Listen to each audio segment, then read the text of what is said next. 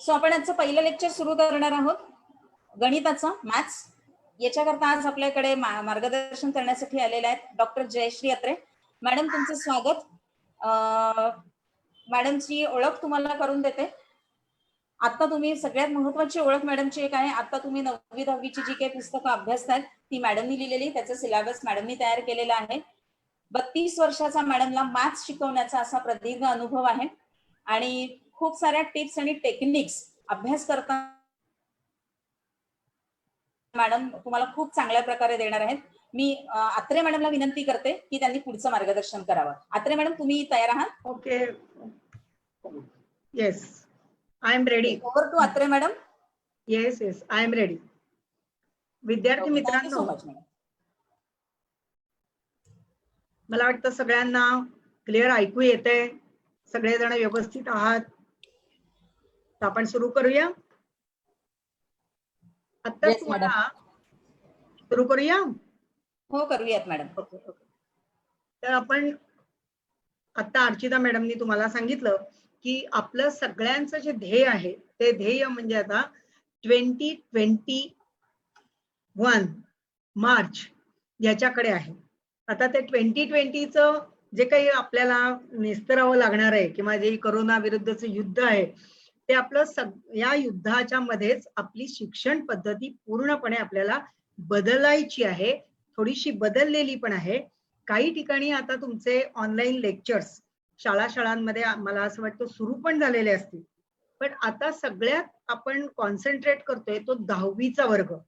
कारण सर्वसाधारणपणे इतके वर्ष काय झालं की 10वीच्या वर्गांचे तास हे आपण एप्रिल महिन्यात निदान एक चॅप्टर तरी पूर्ण करत होतो. ते राहिलेले फार त्याच्यामुळे काही नुकसान झालेलं नाही. पण मला असं वाटतं की आता आपण थोडीशी अशी सुरुवात करावी की कशा पद्धतीने आपल्याला आपला हा पुढचा वर्षभराचा प्लॅन करता येईल. वर्षभराचा प्लॅन म्हणजे परीक्षा त्याच वेळेला होणार आहे हेही आपण लक्षात ठेवूयात. पुढे गेली काय केले तर आपल्याला त्याच्याबद्दल विचार करायचं कारण नाही. आपला जो विचार आहे तो फक्त कशाचा आहे, अभ्यास कसा करायचा आणि अभ्यास हा आत्तापासून कसा करायचा याच्यासाठी आपण आता विचार करणार आहोत. ज्या वेगवेगळ्या शिक्षण पद्धती आल्या त्याच्यामध्ये सगळ्यात महत्वाचा बदल जो झाला तो म्हणजे आता स्वयं अध्ययन. आता तुम्हाला याचं महत्व आज निश्चितपणे कळेल की आता गेल्या वर्षीपर्यंत तुम्ही काय करत होतात. जून महिन्यात शाळा सुरू झाली, वर्गात जायचं, शिक्षकांनी फळ्यावर काहीतरी लिहायचं, ते तुम्ही उतरवायचं आणि तुम्ही लिहून घ्यायचं. स्वतः अभ्यास करायचा हा प्रकार आपल्याला टीचरनी दिलेल्या होमवर्क मध्येच फक्त कळाला. आता आज आपली कंडिशन अशी आहे की आपल्याला पूर्णपणे स्वतःला सगळं शिकायचं पण आहे. आपण स्वतः शिकणार आहोत, स्वतःच वाचणार आहोत, स्वतःच समजून घेणार आहोत आणि स्वतःच सगळं सोडवणार आहोत. गणिताला ते खरं खूप सोयीचं आहे. मग काय सोयीचं आहे तर आता आपण असं पाहूयात की गणिताच्यासाठी आपल्याला 2 पाठ्यपुस्तक आहेत. 10वी गणित हे 2 पाठ्यपुस्तकं आहेत हे आपल्याला माहिती आहे. आता ही जी 2 पाठ्यपुस्तकं आहेत त्या 2 पाठ्यपुस्तकात पार्ट 1 आणि part 2. Part 1 is related to algebra and part 2 is related to geometry. सर्वात पहिल्यांदा तुम्ही असं लक्षात घ्या की वार्षिक परीक्षेत म्हणजे पाठ्यपुस्तकं बदलणार नाहीत. मूल्यमापन पद्धती जी गेल्या वर्षी आपण फायनल केलेली आहे तीच राहणार आहे, त्याच्यामध्येही बदल होणार नाहीये. आणि मग आता त्याच अनुषंगाने जो प्रश्नपत्रिकेचा आराखडा आहे तो आपल्याला थोडासा माहीत असायला हवा. शाळेत गेल्यावर तुम्हाला माहीत होणारच आहे, पण त्याच्यामध्ये आता आपल्याला थोडंसं असं सांगता येईल की हा जो आराखडा आहे या आराखड्यामध्ये अल्जिब्रा पार्ट 1 आणि पार्ट 2 ला दोन्हीकडे सारखाच आहे. हा जो आराखडा आहे त्या आराखड्यामध्ये जे प्रश्नांचं स्वरूप दिलेलं आहे त्याच्यामधलं स्वरूप हे MCQs आहेत, 1 मार्क क्वेश्चन आहेत, 2 मार्क्स क्वेश्चन आहेत, 3 मार्क्स क्वेश्चन आहेत. हे कोणत्या प्रकारचे आहेत तर MCQs आपल्या पाठ्यपुस्तकात काही दिलेले आहेत. 1 मार्क क्वेश्चन जे आहेत ते 1 मार्क क्वेश्चन जे तुम्हाला परीक्षेत येणार आहेत ते पाठ्यपुस्तकात त्या प्रकारचे प्रश्न दिलेले नाहीत. हे अगदी लक्षात ठेवा की या प्रकारचे प्रश्न आपल्या पाठ्यपुस्तकात नाहीत. 2 मार्कांचे जे प्रश्न आहेत तर ते 2 मार्कांचे प्रश्न कृतीयुक्त आपण म्हणतोय. की क्वेश्चन नंबर 2 मध्ये ए आणि बी असे 2 भाग असणार आहेत. तर त्याच्यामध्ये ए भागामध्ये जे प्रश्न असतील ते कृतीयुक्त असतील. 3 पैकी 2 कृती सोडवा. पण तुम्ही जर पाठ्यपुस्तकं पाहिली तर तुमच्या असं लक्षात येईल की पाठ्यपुस्तकामध्ये तुम्हाला त्या 2 मार्कांच्या म्हणजे 4 बॉक्सेस असलेला भाग, तशा कृती त्या पाठ्यपुस्तकात तुम्हाला दिसणारच नाही. मग काय दिसणार आहे तिथे? पाठ्यपुस्तकात तिथे नाही, तर तुम्हाला त्या स्वतः तयार कराव्या लागतील. म्हणजे तुम्ही ती उदाहरणं सोडवायची आहेत आणि ती सोडवताना लक्षात घ्यायचं की तुम्हाला 4 बॉक्स फक्त भरायला येणार आहेत. तर या प्रकारचा भाग तुम्हाला वेगळा विचारात घ्यावा लागेल. 3 मार्काच्या प्रश्नासाठी सुद्धा कृतीयुक्त प्रश्न आहेत. 4 मार्काचे जे प्रश्न आहेत त्या 4 मार्कांच्या प्रश्नामधले जे प्रश्न विचारले जाणार आहेत ते दोन्ही भागांमध्ये हे वेगवेगळे असणार आहेत, म्हणजे पाठ्यपुस्तकाच्या बाहेरचे पण असतील. आता एक लक्षात घेऊयात की त्याच्या पुढचा जो प्रश्न आहे तो क्रिएटिव्ह क्वेश्चन्स आपण म्हणलाय. त्या क्रिएटिव्ह क्वेश्चन्स मध्ये आपण असा विचार करतोय की कोणत्या प्रकारचे असतील क्रिएटिव्ह क्वेश्चन. पाठ्यपुस्तकात त्याच्यावर नमुन्या दाखल सुद्धा एकही प्रश्न नाही. मग आता आपल्याला काय करायचंय? आपल्याला तर प्रश्नपत्रिका पूर्णपणे सोडवायचीच आहे. 60 मार्काचा प्रश्न, 60 मार्काचे प्रश्न तुम्हाला विचारले जातील आणि त्यापैकी 40 मार्काचे प्रश्न तुम्हाला सोडवायचे. त्या अनुषंगानेच आता आपली अभ्यास पद्धती आपल्याला बदलायची. मग आता ही अभ्यास पद्धती बदलताना जस्ट एक मिनिट, इंग्लिश मीडियमचे बऱ्यापैकी स्टुडंट्स आहेत, सो तुम्ही दोन्ही लँग्वेज मध्ये येस शुअर शुअर शुअर. तर क्वेश्चन नंबर 1 to 5 हे जे क्वेश्चन्स आहेत त्याच्यामध्ये क्रिएटिव्ह क्वेश्चन्स वर पण आपल्याला भर द्यायचा आहे. But remember that how to study for that. How to study it is very important in lockdown period and after that. आपली शाळा ही लवकर सुरू होणार नाही अशा अंदाजाने आपण अभ्यास करणार आहोत.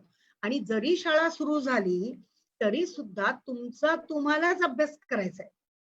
मग तुम्हाला शाळेमध्ये जाऊन तुमच्या टीचरला तुमच्या काही क्वेरीज विचारता येतील, पण मग स्वतः अभ्यास करायचा म्हणजे काय करायचं, हा एक खूप महत्वाचा भाग आपण इथे लक्षात घ्यायचा आहे. आणि त्याच्यासाठी आजचं हे खरं आपलं मेन सेशन आहे. तर मला असं वाटतं की तुमच्याकडे पाठ्यपुस्तकं अजून आलेली नसतील. पाठ्यपुस्तकं तुम्हाला मिळतील. आजच पेपरची बातमी आहे की तुम्हाला पाठ्यपुस्तकं तिथे मिळणार आहेत. तिथून डेपो मधून ती बाहेर पडलेली आहेत. तर तुम्ही ती पाठ्यपुस्तकं खरेदी करा. पाठ्यपुस्तकं खरेदी करेपर्यंत सुद्धा काही वेगळा अभ्यास करता येणार आहे. कारण बालभारतीने तुमच्या वेबसाईटवर डाउनलोड करायला सांगितले तुम्हाला ती सगळी पाठ्यपुस्तकं. तुम्हाला जी पाहिजे ती तुम्ही एखादं पुस्तक डाउनलोड करून घेऊ शकता आणि अभ्यास तुमचा तुम्ही सुरू करू शकता. मग आता अभ्यास सुरू करायचा म्हणजे काय करायचं? तर सगळ्यात महत्वाची गोष्ट की पाठ्यपुस्तकातले लेसन्स आहेत. एकूण पार्ट 1 आणि पार्ट 2 मिळून 13 लेसन्स आहेत. ते 13 लेसन्स पैकी अजून एक महत्वाची गोष्ट की 10 standard syllabus is extension of the 9th standard syllabus. 9th standard syllabus मध्ये बहुतांशी भाग तुम्ही अभ्यासलेला आहे. पुढचाच भाग फक्त तुम्हाला आता अभ्यासायचा आहे. मग त्याच्यातल्या एक एक पद्धती तुम्हाला नव्याने शिकायच्या आणि म्हणून पाठ्यपुस्तक बारकाईने वाचायचंय. खूप बारकाईने वाचा. जेव्हा तुमच्या हातात येईल तेव्हा डाउनलोड केलेलं असेल तेव्हा. आणि मग आपली एक पद्धत लावायची अभ्यासाची. ती कशी लावणार आहोत आपण? तर पाठ्यपुस्तकातला पहिला lesson, you can purchase textbook, remember that, and if you can't just now, you can start from 1st June, and before 1st June you will get surely those books. I think you can purchase those books. Start from the lesson number 1, part 1 mathematics part 1 and mathematics part 2. तर मी तुम्हाला असे time table आता पहिल्यांदा असं सांगते की जून महिन्यामध्ये from 1st June to 30th June, you can finish your lesson 1 from part 1 and lesson 1 from part 2. That means 2 lessons you can finish within this month of June. According to this, if you finish this, you will finish whole portion up to November. That means at the November end or December end. But how to study? what to do in this June month. Remember that you have to read whole text, subunit you read firstly. From the first lecture of first chapter of part 1, linear equations in two variables. You have already done it in 9th standard. But in 9th standard, what you have done, you have learned only one method, that elimination method of variables, that you have done, correct? Then you have done that. Two methods will be taught in the class or on the screen or anywhere, and if you read it, you will get it. Because what are those two methods? Graphical method and determinant method, or Cramer's rule. If you read carefully, we have explained in the textbook clearly what to do for that. Graphical method, I think that you have done it already in 9th standard, because graphical method is very important. You know that how to draw the graph of a line. Graph of a line, how to take the points. Here you have to take two lines. You have to take two equations in two variables, and you have to draw the two lines. And intersection of those two lines will be the solution of these two equations. This is very important one. And that thing is written in the textbook. If you read textbook carefully, you start solving those questions after that in practice set 1.1. Practice set 1.1 is very, very simple, and it is related to 9th standard only. Therefore, you can do it. And then those things you will do according to this practice set 1.1. Today, if you finish that much only, you have to study 1 hour for part 1 and part 2. Remember that every day. And then you have to prepare a guide for yourself. That means you have to solve each and every problem from the textbook. I will suggest you that if you have a notebook, that blank notebook, you do one thing. You write down what are the bold lines in the textbook. Those bold lines you have to write in your text, in your notebook. Then bold lines and solved examples we have given in the textbook. Those solved examples you write it. वहीमध्ये पुस्तकात बघून तुम्ही वहीमध्ये लिहायचंय. पुस्तकात बघा आणि सगळे सॉल्व प्रॉब्लेम्स आधी वहीमध्ये लिहून काढा. हे सगळे सॉल्व प्रॉब्लेम्स लिहून काढले की मग त्याच्या खालचा बरहुकूम जो 1.1 एक्सरसाइज आहे तो सोडवायला सुरुवात करा. अशा पद्धतीने तुम्हाला एक एक एक्सरसाइज सोडवता येईल. वरती सगळं एक्सप्लेनेशन दिलेलं आहे. ज्याला वाचता येतं त्याला ते सोडवता येणारच आहे. प्रॉब्लेम सेट सध्या सोडू नका कोणत्या चॅप्टर मध्ये. सगळे चॅप्टर तुम्ही आता 1 बाय 1 असे सोडवायला सुरुवात करा. आणि आता तुम्ही दुसरी गोष्ट लक्षात घ्या. जॉमेट्रीचा पार्ट जेव्हा तुम्ही अभ्यासणार आहात, पार्ट 1, दॅट मीन्स पार्ट 2 मधला चॅप्टर 1 सिमिलॅरिटी. आता सिमिलॅरिटी खूप मोठा चॅप्टर दिसेल तुम्हाला, त्याच्याला फिगर्स पण आहेत. तर ज्या वेळेला तुम्ही अभ्यासाला बसाल त्यावेळेला स्वतःचा अभ्यास करायचा आहे, स्वतः ती फिगर समजून घ्यायची आहे. त्यावेळेला तुमच्या हातात पेन्सिल असलीच पाहिजे आणि पुस्तक मोठ्यांदा वाचा. You have to read loudly each and every sentence from the textbook. Then what to do? You can read. While you read all these things, you will get basic concepts clear. या basic concept clear होण्याचा फायदा असा आहे की ज्या वेळेला तुम्ही पुढचा क्वेश्चन ज्या वेळेला सोडवणार आहात पुढचे वेगळे, त्या क्वेश्चनच्या वेळेला याचा तुम्हाला फायदा होणार आहे. कारण बेसिक कन्सेप्ट आपल्या क्लिअर होतील, आपोआप अगदी क्लिअर होतील. म्हणजे तुम्ही जसं वाचाल तसा फायदा होईल.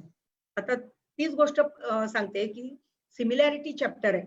सिमिलॅरिटी चॅप्टर मध्ये सगळ्यात पहिला जो भाग दिलेला आहे तो सिमिलॅरिटी खूप उशिरा सुरू होते, पण आपण जो भाग दिलाय तो सगळा एरिया ऑफ ट्रायंगल वरचा आहे. मग एरिया ऑफ ट्रायंगल मध्ये महत्वाची आहे ती हाईट ऑफ द ट्रायंगल. पुस्तकामध्ये आपण हाईट वर खूप भर दिलेला आहे आणि area of triangle and height of the triangle it is very important, which is useful for explanation of BPT, basic proportionality theorem. या सगळ्यासाठी तुम्हाला हाईट ही अध्यारूत असते, एक कॉमन व्हर्टेक्स आहे. ह्या गोष्टी तुम्ही समजावून घ्यायच्या आहेत. कोणत्या आहेत? सगळं पुस्तकात दिलेलं आहे. काही तुम्हाला कोणाच्या मार्गदर्शनाची आता गरज लागणार नाही, कारण त्याच्यातले जे सिम्बॉल्स आहेत, मार्गदर्शन कधी लागतं आपल्याला, तर नवीन जे सिम्बॉल्स आहेत, गेल्या वर्षी तुम्हाला बघा सेट्स शिकवले होता, त्यावेळेला एप्सिलॉन असं एक चिन्ह होतं की small A belongs to capital A, म्हणजे small A is an element of set A. हे सांगायला कोणाची तरी गरज होती. आता त्याची गरजच नाही, सगळे सिम्बॉल्स तुम्हाला माहिती आहेत, सगळ्या गोष्टी त्याच्यातल्या माहिती आहेत.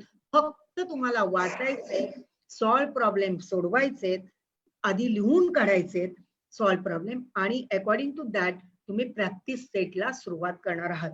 मग प्रॅक्टिस सेट 1.1, 1.2 या पद्धतीने तुम्ही सोडवायला लागा. हे सोडवता तुमच्या सगळ्या बेसिक कन्सेप्ट चांगल्या क्लिअर होतील, आणि त्या क्लिअर होणं खूप महत्वाचं आहे, कारण त्याचा जो संदर्भ लागेल तो तुम्ही 9वीच्या पुस्तकातून घेऊ शकता. आता हे पार्ट 1 मधला पहिला चॅप्टरचं सांगितलं, पार्ट 2 मधला पहिला चॅप्टर, पार्ट 1 मधला दुसरा चॅप्टर आहे क्वाड्रॅटिक इक्वेशन. या क्वाड्रॅटिक इक्वेशन मध्ये त्याचं जे लिंक आहे ना, ती लिंक आहे 8वीची. 8वी मध्ये तुम्ही असे क्वाड्रॅटिक पॉलिनॉमियल होते, त्याचे तुम्ही फॅक्टर्स पाडलेले आहे. जरी तुम्हाला आता काही कोणी शिकवलेलं नाही की क्वाड्रॅटिक इक्वेशन आम्हाला कसं कळणार, त्याच्या शिकवण्याजोगं नाहीच आहे काही.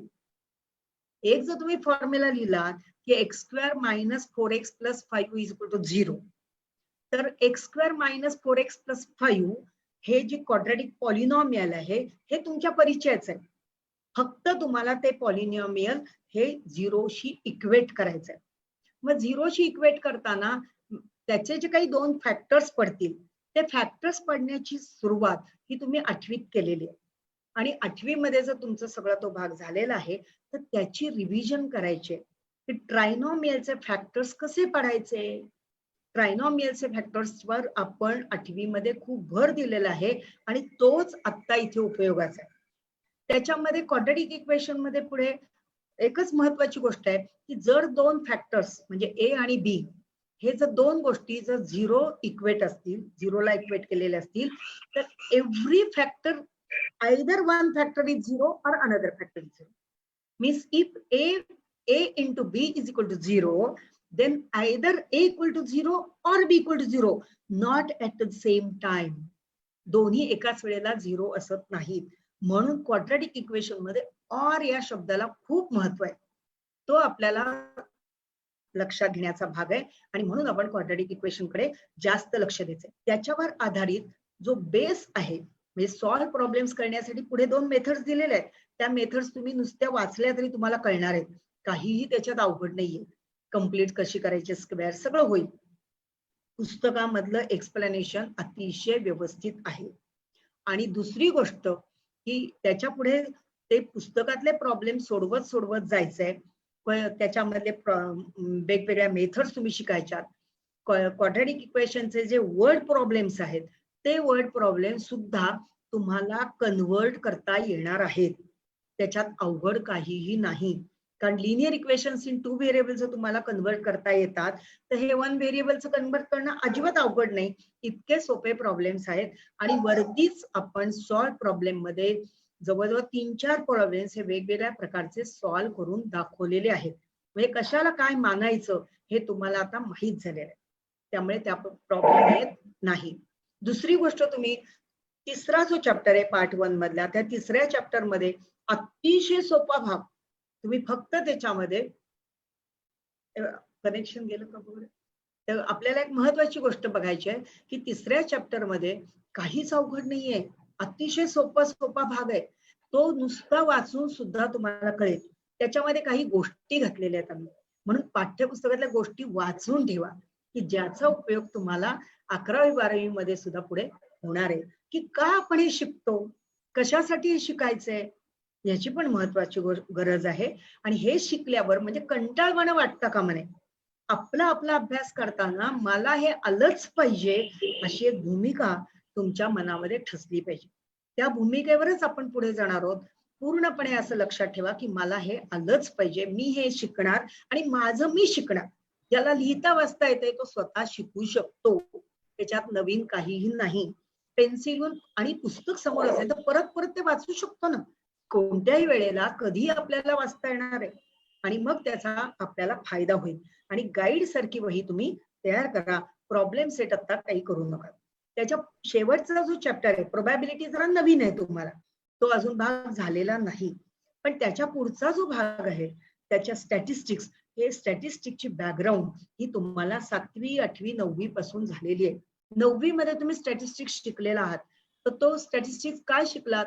मेजर्स ऑफ सेंट्रल टेंडन्सी शिकला. म्हणजे मीन, मीडियन, मोड हे जे त्याचे 3 भाग आहेत, सेंट्रल टेंडन्सीची जी 3 मेथड्स आहेत, त्या 3 मेथड्स मध्ये तुम्ही शिकलेला आहात. पण अनग्रुप डाटासाठी शिकला. 10वी मध्ये जे शिकणार आहात तर तुम्ही आता ग्रुप डाटासाठी शिकणार आहात. ग्रुप डाटामध्ये आम्ही फॉर्म्युले दिलेले आहेत. तुम्हाला फॉर्म्युले पाठ करायचे आहेत, पण ते कोणी डेरिव्हेशन त्याचं विचारणार नाही. Only you have to substitute the values आणि you have to find out the answer. This is the only thing. ते काम सुद्धा तुम्ही तुमचं करू शकता. त्यामुळे सगळ्यात महत्वाची गोष्ट, ह्याच्यात तुम्हाला काहीही कोणाच्याही मदतीची गरज लागणार नाही.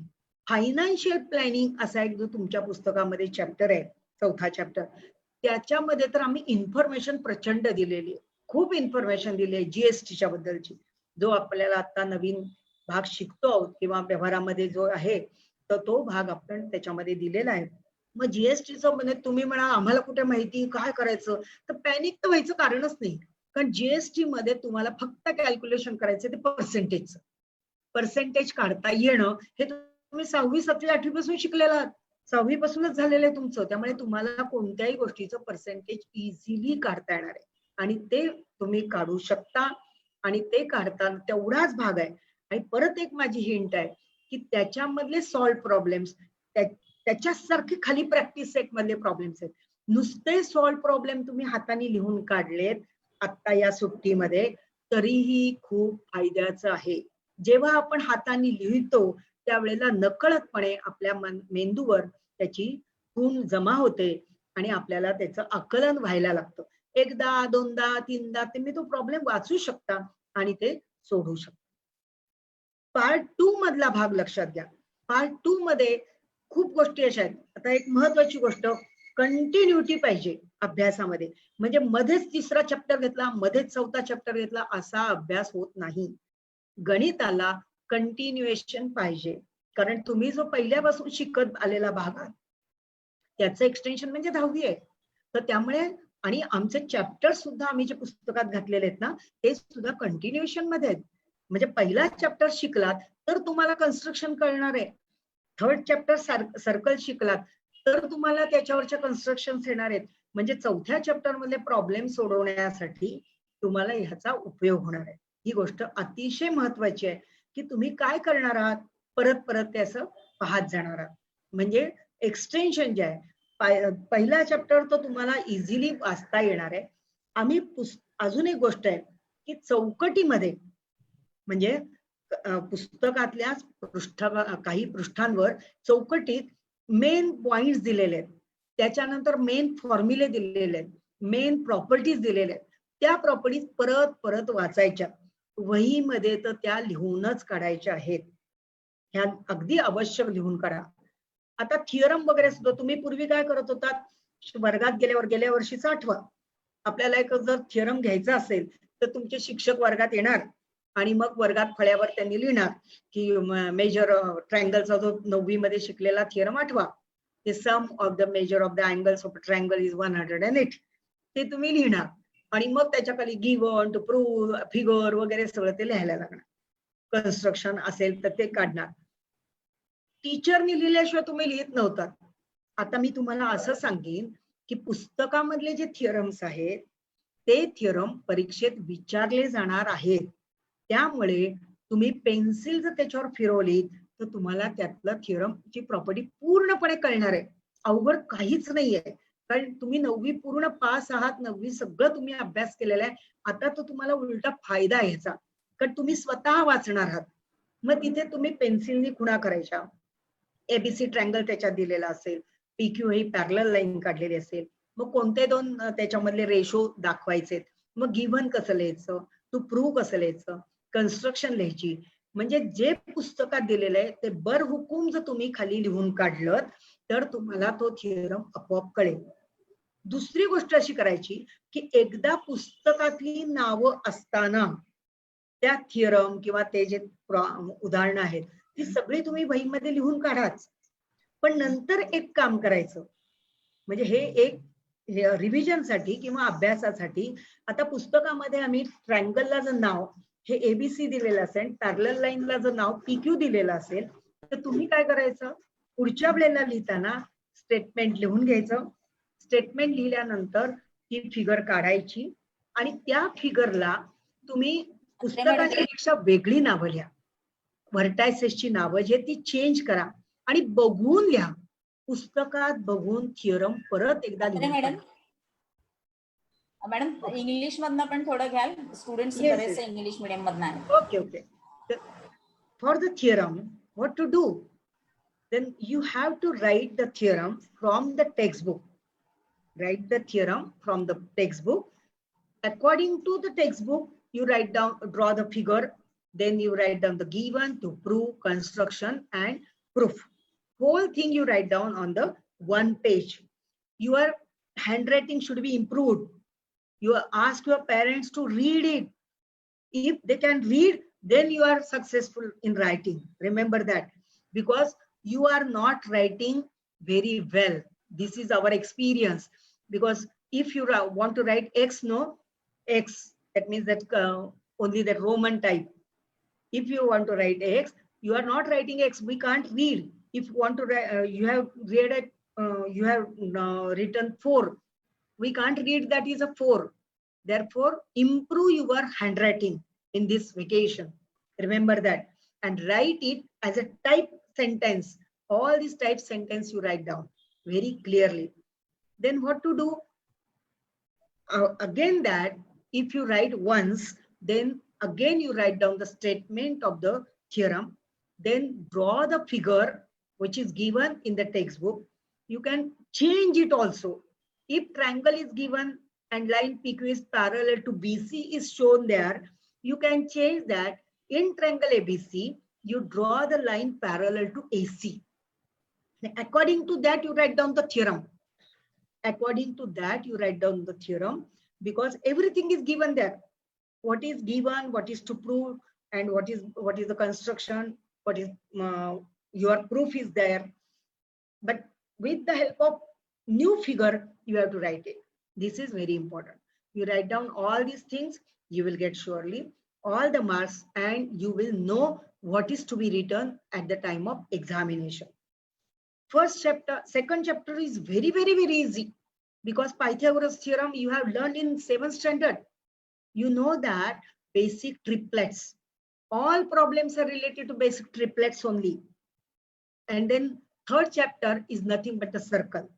There are so many new things. But before that, you have learned, you don't know how to prove that theorem. Theorem given in the chapter circle.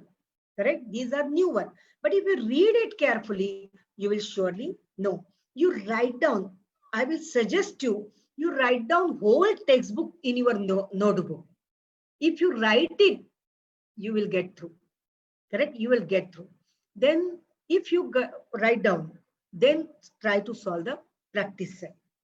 If you are not knowing, you can't solve this, how to think for the problem. If it is a problem for that, you can ask your friends on the WhatsApp. You can ask your teachers when they will meet you. Keep that place as it is and then go ahead. Chapter number 4, 5, 6 are very, very, very easy because you have done it already. Coordinate geometry, trigonometry, and mensuration. You have done these things in the 9th standard only. One thing is extended. In coordinate geometry chapter, distance formula, section formula, you have to learn newly. but you know how to read the coordinates. You know how to find the distance between 2 points. That basic things you know. Therefore, if you read it carefully, you can find out the answer.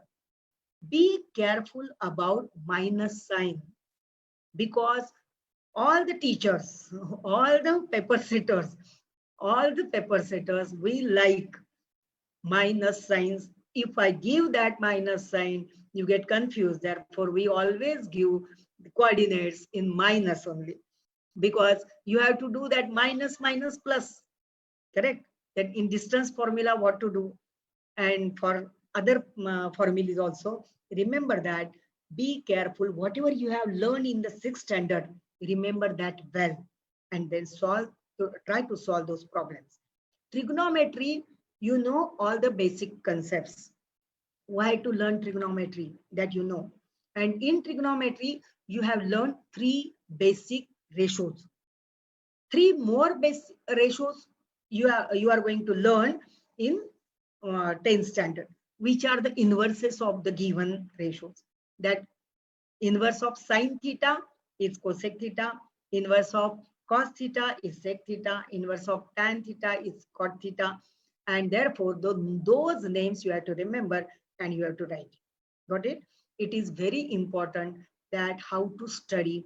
And in trigonometry chapter, you have already learned sine square theta plus cos square theta is equal to 1. You have already learned. 2 more basic identities you have to learn, but which are depending on the Pythagoras only. If you are having triangle ABC, and you can write the Pythagoras theorem for that, that AB square plus BC square is equal to AC square. This is the Pythagoras theorem. If you divide by AB square to hold that equation, you will get one identity. If you divide that equation by BC square, you will get another identity. If you know divide by AC square, you will get one identity. And this is very important, because dividing by the AC square, you know that you are getting sine square theta plus cos square theta is equal to 1. But remaining 2 identities, you can solve on your own. Remember that. You will, if you read it, you will get it. It is very, very, very easy to understand and find out. Then trigonometry is very easy. Only one thing you have to read, but it is very, that means up to that your school will be open and you will know that how to solve the new problems, word problems related to height and distance. Mensuration is a chapter which you can learn on your own, because all the formula you know, all the formula related to find out the surface area of cylinder, curved surface area of cylinder, total surface area of cylinder, curved surface and volume of the cylinder. Everything you have learned about cone also, curved surface area, total surface area and volume. Everything you know. And about sphere, that also you have done in 9th standard. Therefore, all the formulae you know. Only one thing is there, different one. Only one thing. What is that? That is the frustum. Frustum, that is a section of the cone. Section of the cone. And those formulae you have to mug up. And you have to substitute, you will get. But at that time, up to this, you leave that part, and then remaining, whatever you can solve or in your. Therefore, it is enough, I think. It is very nice to read at home. And if you study on your own, it is better learning. Better learning, because you will know that how much you know. How much you know. तुम्हाला जे माहिती आहे, तुम्हाला नक्की माहिती आहे की मला हे कळाले का नाही कळालं. ज्या कळालेल्या नाहीत गोष्टी, त्याच्यावर फक्त मार्किंग करून ठेवा. जेव्हा तुमची शाळा सुरू होईल, त्यावेळेला तुम्हाला ते तुमच्या टीचर्सशी बोलता येईल, विचारता येईल. टीचर आणि तुमचं बाकीचे जर सगळ्या गोष्टी लिहून ठेवलेल्या असतील, तर टीचरला प्रॉब्लेम येणार नाही. दुसरी गोष्ट की तुमचे जे मार्क आहेत, 20 तुम्हाला 40 मार्काचे 2 पेपर द्यायचे बोर्डाच्या परीक्षेला, आणि उरलेले जे 20 मार्क आहेत ते इंटरनल एक्झामिनेशन म्हणून आहे. ते इंटरनल इव्हॅल्युएशनचे जे मार्क आहेत, त्याच्यापैकी काही मार्क हे वहील आहेत. वहीमध्ये तुम्हाला लिहायच्या त्या ऍक्टिव्हिटीज. गेल्या वर्षी आम्ही एक त्यांना इव्हॅल्युएशन पॅटर्न म्हणून दिलेला होता. की तुम्ही कोणत्याही ऍक्टिव्हिटीज लिहा आणि त्या ऍक्टिव्हिटीज त्याच्यामध्ये तुम्हाला मार्क मिळतील. टीचर्सला पण सांगितलेलं होतं की त्याला मार्क द्यायचे. कदाचित त्यावेळेला बदल होईल, कदाचित प्रॅक्टिकलला बदल होईल. आपल्याला फक्त आपली वही अपडेट ठेवायची पूर्णपणे अप टू डेट. आणि वही अप टू डेट ठेवायची म्हणजे काय करायचंय, तर सॉल्व प्रॉब्लेम सगळे वहीत लिहायचे. सगळ्यात पुस्तकामध्ये आम्ही काही ठिकाणी बॉक्सेस भरून दिलेल्या नाहीत, काही ठिकाणी बॉक्सेस भरलेले आहेत. तर ज्या ठिकाणी बॉक्स भरलेले नाहीत त्या ठिकाणी तो प्रॉब्लेम आधी लिहून घ्यायचा, त्याच्यानंतर त्याचा सोल्युशन म्हणून तो त्या प्रॉब्लेमचे सगळे बॉक्सेस तुम्ही पूर्ण भरायचे. तुम्हाला स्वतःला भरता येतील इतके ते सोपे आहे. ते बॉक्सेस कंप्लीट करा म्हणजे तुमची ती ऍक्टिव्हिटी कंप्लीट होईल आणि त्याच्यानंतर प्रॅक्टिस सेट तुम्ही सोडवायचा प्रयत्न करा. प्रॅक्टिस सेट मध्ये जे काही येतंय तेवढं करा. उरलेले प्रॉब्लेम्स तुम्ही तुमचे जे येणार नाहीत तो तुमच्या फ्रेंडशी डिस्कस करू शकता. तुम्ही व्हॉट्सअपवर त्याचा फोटो काढून तुमच्या मित्रांशी शेअर करू शकता. त्याची सोल्युशन्स तुमचे मित्र तुम्हाला पाठवू शकतात. या पद्धतीने तुम्हाला अभ्यास करता येईल. आता मुद्दा राहिला तर ह्याच्या पुढे म्हणजे हे सगळं काम, सगळे चॅप्टर हे तुमचे माझ्या मताने हे डिसेंबरला पूर्णच होणार आहे. मग तुम्ही म्हणाल की आमचं सगळं जर आता घाईघाईने सगळं जर होणार असेल तर मग पुढे काय करायचं? तर मला असं वाटतं की सुपरमाइंड तुम्हाला नक्की मदत करणार आहे. कारण सुपरमाइंडनी काय केलंय, 10 वर्षापूर्वीच त्यांना बहुतेक स्वप्न पडलं की स्वयं अध्ययनाची सवय लावलीच पाहिजे. मग स्वयं अध्ययनासाठी त्यांनी खूप मटेरियल तयार केलेलं आहे. ते मटेरियल तुमचं तुम्ही करावं अशी अपेक्षा आहे. तर सुपरमाइंडनी ज्या वेळेला हे मटेरियल तयार केलं त्यावेळेला त्यांची अपेक्षा अशीच होती की तुम्हाला अभ्यास तुम्ही घरच्या घरी करा, स्वतः करा आणि त्याच्यामध्ये तुम्ही त्याच्यामध्ये लिहून ठेवा. आता इथे प्रश्न आलाय मला की which are important theorem. All theorems are important. Remember that. All theorems are important. Remember, because you are starting here, nothing is there that this is not important. याच्यापेक्षा जास्त प्रॉब्लेम्स तुम्हाला करायला पाहिजे. कारण जर तुमची ही थिअरम हा एकच विचारला जाणार आहे. पुस्तकामध्ये जे थिअरम आहेत ते माझ्या मताने 8 ते 10 थिअरम आहेत. त्यापैकीच एक थिअरम विचारणार, पण आपल्याला त्याच्या पेक्षा वेगळे प्रॉब्लेम्स रिलेटेड टू थिअरम्स, हे जे लॉजिकल थिंकिंगचे जे प्रॉब्लेम्स आहेत ते तुम्हाला करता आले पाहिजेत. त्याच्यासाठी ही बेसिक कन्सेप्ट क्लिअर पाहिजे. मॅडम थोडं इंग्लिशमध्ये तुम्ही सांगाल? हो हो मॅडम इंग्लिशमध्ये. हो हो. All theorems are important. Remember that. All theorems are important. And these theorems, if you want to solve some logical problems, different problems, word problems in geometry, those problems you can solve with the help of this theorem. If the basic concept is clear, you can solve different problems and you know the methodology, how to write the problem, how to think for the problem, how to draw the figure. Therefore, read theorem, read problem, any problem 5 times. Then you will understand what is going on there. Then here there is a question. Somebody is asking me that in the lockdown, the portion of 10th standard will change or not. Portion will not be changed. Nobody will, because somebody yesterday also somebody was asking me that whether this portion will be less or not. Why you are thinking for that? You go on studying. Portion बद्दल बघूच नका, सगळा portion करायचा आहे. कारण हे जे link आहे ना 9, 10th, 11th, 12th या लिंक मध्ये तुम्हाला सगळा भाग शिकायचाच आहे पूर्णपणे. ती कंटिन्युटी आहे. 10वी मधला हा भाग शिकला नाही तर 11वी मधल्या काही गोष्टी कळणार नाहीत. त्यामुळे सगळा पोर्शन तुम्ही कराच, पूर्णपणे करायचा आहे. आता इथे अजूनही दिले की which digest is useful. Somebody is asking me. The digest you are using for a support material. You read textbook carefully. Only textbook. Textbook मध्ये सगळं एक्सप्लेनेशन दिलेलं आहे. प्रत्येक चॅप्टरचं एक्सप्लेनेशन अतिशय व्यवस्थित आहे. त्यामुळे ते तुम्ही बघा. त्याला तुम्ही सपोर्ट मटेरियल ढीगच्या ढीग आणून ठेवलेत घरी तरी आमचं काही म्हणणं नाहीये. ते वाचा. ते जे काही आहे ना ते वाचलंच जात नाही. म्हणजे आमचा अनुभव असाच आहे की तुम्ही वाचत नाही आहात. तुम्ही वाचा, खूप वाचा. वाचा म्हणजे हातात पेन्सिल घेऊनच प्रॉब्लेम वाचला पाहिजे.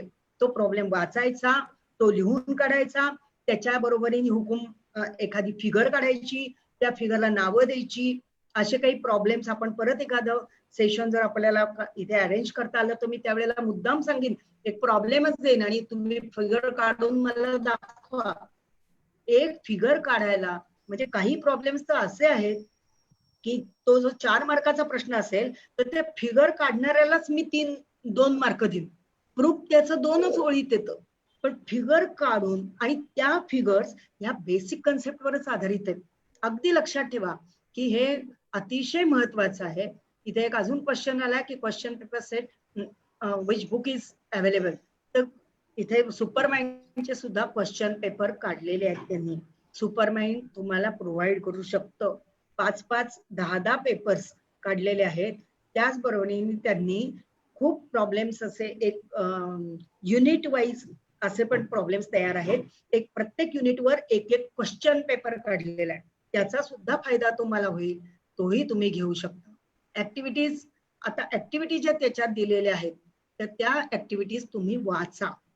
त्या ऍक्टिव्हिटीजचा उपयोग हा पुस्तकामध्ये किंवा फेसबुकवर ज्या काही ऍक्टिव्हिटीज दिलेल्या आहेत त्याचा उपयोग अंडरस्टँडिंग साठी आहे. इव्हॅल्युएशन साठी ज्या ऍक्टिव्हिटीज आहेत ना त्या वेगळ्या आहेत. इव्हॅल्युएशन साठी ऍक्टिव्हिटीज ह्या आपल्याला तिथे दिसत नाहीत. म्हणजे त्याचं इव्हॅल्युएशन वेगळ्या पद्धतीने होणार आहे. नंतर इथे असं विचारलंय की 11 मार्कांचं काय, तर ते जे 11 मार्क्स आहेत, 9th standard theorem are not important. 9th standard मधले जे थिअरम्स आहेत ते तुम्हाला वाचावे लागतात, पण त्याचे यूज करावा लागतो. 9th स्टँडर्ड मध्ये जे थिअरम्स आहेत त्याचा यूज करावा लागतो. ते थिअरम म्हणून आता विचारले जाणार नाही, कारण त्या प्रॉपर्टीज होतात आणि त्या प्रॉपर्टीज तुम्हाला यूज करता येतात. ते यूज करून तुम्ही इतर प्रॉब्लेम सोडवू शकता. मला वाटतं हा खूप प्रॉब्लेम सोपा झालेला आहे आणि आता ह्या लॉकडाऊनचा खूप फायदा घ्या. पुस्तकं वाचा, वेगवेगळ्या ऍक्टिव्हिटीज बघा आणि हाताखालून जाऊ द्या. तुमच्या जेवढं हाताखालून जाईल तेवढा त्याचा फायदा होणार आहे. म्हणजे जेवढं तुम्ही ते सोडवाल तेवढं त्याचा उपयोग होईल आणि तुम्ही डिटेलमध्ये ते तयार करू शकाल. आणि आपली ज्या वेळेला शाळा कधी होईल, कशा पद्धतीने ते होईल त्याच्याबद्दल सुद्धा आता विचार करू नका. आपल्याला आपला अभ्यास आपणच करायचा आहे. We have to read textbook carefully and you have to solve all the problems on your own. ही पहिली एक कंडिशन आपण आपल्याला घालून घ्यायची आणि 1 जून पासून तुम्ही ते करायला सुरुवात करा. 1 जूनला तुम्ही अगदी पूर्णपणे तुमचं टाइम टेबल ठरवा की कशा कशा पद्धतीने लिहायचंय आणि ते कशा. इथे काय, all teachers teach student in exam times got it some. Problem जरी शिकवलेले असले तरी तुम्हाला स्वतःला सोडवायचेत ना ते प्रॉब्लेम. त्याच्यासाठी तुम्हालाच त्याचा विचार करायचा आहे आणि लॉजिकल थिंकिंग डेव्हलप होण्यासाठी तुम्ही तयारी करा. कारण तुमचं लॉजिकल थिंकिंग आत्ताच तयार होणार आहे. कारण आपल्याला काय झालंय माहितीये का, की मी मगाशी सांगितलं तसं की वहीवर उतरवायची फक्त सवय लागली. थिंकिंग, एखादा प्रॉब्लेम समोर आल्यावर मी काय विचार करीन त्याच्याबद्दल हे आपण पाहतच नाही. आणि शेवटी सगळ्यांची मेमरी काय सारखीच असते असं नाही. त्याच्यामुळे एखादा प्रॉब्लेम असा सोडवला तरी तो परत दुसऱ्यांदा सोडवताना आपल्याला तो लगेच आठवेलच असं नाही. त्यावेळेला आपण कोणती कन्स्ट्रक्शन केली होती, काय केलेलं होतं याच्यासाठी आपल्याला विचार करावाच लागतो. आणि म्हणून तुम्हाला डेव्हलप करावं लागेल आणि वेगळ्या अँगलनी डेव्हलप करावं लागेल. तर ह्या लॉकडाऊनचा फायदा घ्या. घरीच बसून तुम्ही अभ्यास करणार आहात तर त्याच्यासाठी तुमचं टाइम टेबल ठरवा. आणि मला असं वाटतं की मॅथमॅटिक्स पार्ट 1 ला निदान पाऊण तास आणि मॅथमॅटिक्स पार्ट 2 ला निदान पाऊण तास एका ठिकाणी बसून हे प्रॉब्लेम्स लिहिणं, प्रॉब्लेम सोडवणं, हे जर काम तुम्ही केलं तर तुम्हाला खूप फायदा होईल. कारण त्याच्यानंतर तुम्हाला जे अदर मटेरियल तुम्हाला मिळेल तर त्या मटेरियलचा फायदा घ्या आणि ते मटेरियल मधले एक्स्ट्रा प्रॉब्लेम्स तुम्ही नंतर सोडवायला सुरुवात करा. कारण कोणताही एखादा हॉट क्वेश्चन म्हणजे हायर ऑर्डर थिंकिंग स्किल असलेला, ज्याला आपण त्याची डिफिकल्टी लेवल हायर आहे असा प्रॉब्लेम सोडवायचा जर सुरुवात केली तर त्याच्यासाठी लागणारा बेस हा तुमचा इथेच तयार होणार आहे. आणि म्हणून तुम्ही विचारात घ्या की आपण how to solve the problem कसा वाचायचा, कसा लिहायचा आहे. आणि madam, there is a question. हा ma'am, how can we learn the theorems as they are sometimes difficult to memorize? don't memorize. You write down twice, thrice. Theorem, if you write down theorem from the textbook as it is, this is first step. Then again, for the revision, you write down the statement of the theorem. According to that, you draw the figure, and the names which are given for the vertices or the figure, you change it in different vertices, different points, and then you write down whole proof according to that. पुस्तकात बघून परत लिहायचंय, पण नवीन नावानिशी लिहायचंय. आणि तशी नावं लिहून जर तुम्ही ते प्रूफ लिहून काढलं तर तुम्हाला पाठ करण्याची गरजच लागणार नाही. तू थिअरम पाठ करत बसू नका, 3-4 वेळा लिहून काढा. आधी बघून लिहून काढा, आणि ते लिहिताना स्टेटमेंट अँड रिझन फॉर्म मध्ये लिहून काढा. स्टेटमेंट रिझन त्याच्या पुढेच या, कारण काही मुलं तर काय वेगवेगळे उद्योग करतात, नुसती स्टेटमेंट लिहितात नंतर रिझन्स लिहितात. That is very wrong method. तर अशा मेथडनी करू नका पूर्णपणे. आणि हा जो फुलस्केपचा एखादा कागद असेल ना, त्याच्यामध्येच आपलं ते मावतं, हे पण लक्षात ठेवा की त्याच्यामध्ये तो मावणारा भाग आहे, त्याच्यावरूनच तुम्ही सोडवायचा प्रयत्न करा. त्याचा निश्चित तुम्हाला फायदा होईल. अजून तुमच्या काही शंका असतील तर तुम्ही विचारू शकता. मला वाटतं की हे पुरेसं आहे. आता तुम्हाला हाऊ टू स्टडी म्हणून सांगितलेलं आहे. तुम्ही या लॉकडाऊन मध्ये कसं करा, आणि त्याच्यानंतर तुमच्या वह्या अपडेट करा. वह्या पूर्णपणे सगळे प्रॉब्लेम सोडवलेल्या वह्या, पार्ट 1 ची, पार्ट 2 ची वेगळी.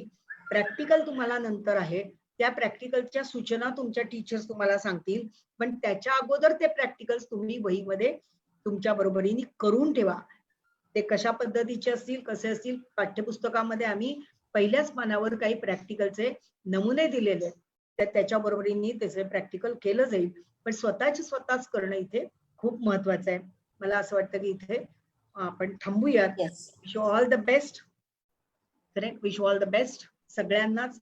खूप छान. आणि पुढचं जर सेशन आपल्याला मिळालं तर आपण त्याच्यामध्ये काही प्रॉब्लेम सोडवण्याचा प्रयत्न करूयात. Thank you very much. Thank you so much madam for your valuable guidance. And students, I hope student will follow all the madam जे काही हे दिलेले आहेत ते सगळ्या you will follow the tips and techniques while you studying. Thank you so much madam.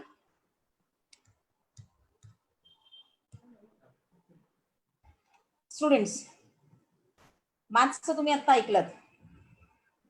You remember all that things whatever madam delivered.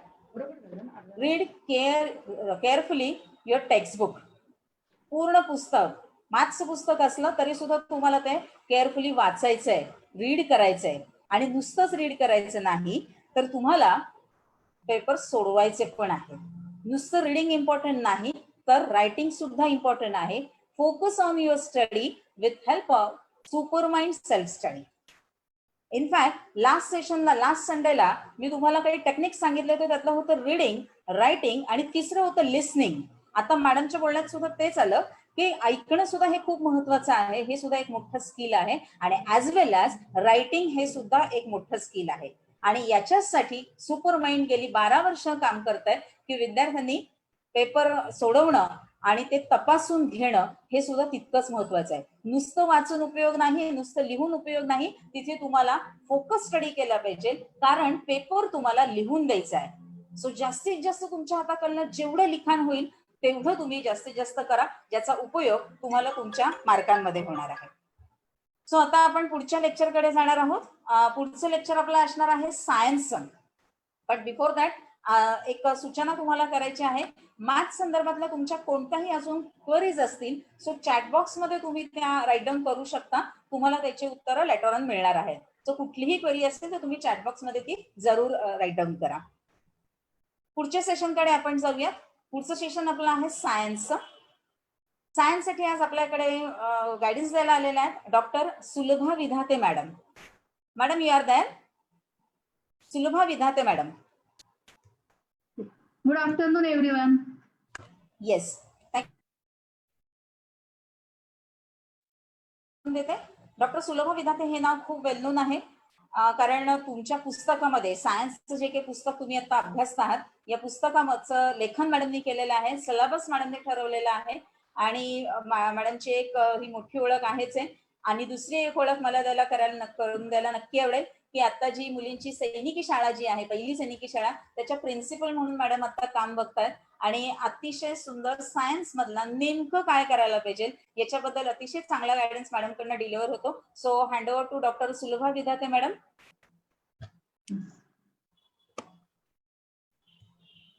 Slides, please. First slide.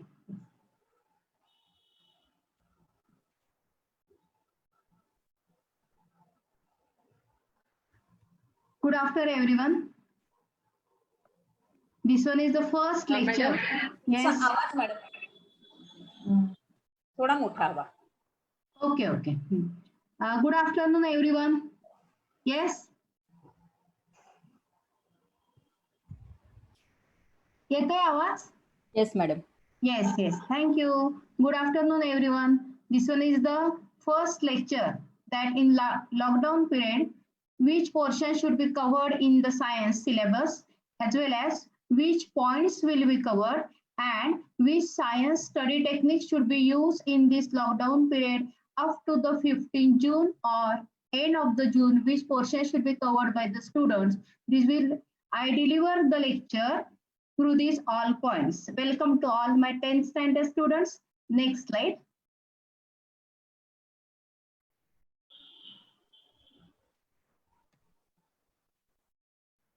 Just wait, ma'am. Yeah, okay, okay.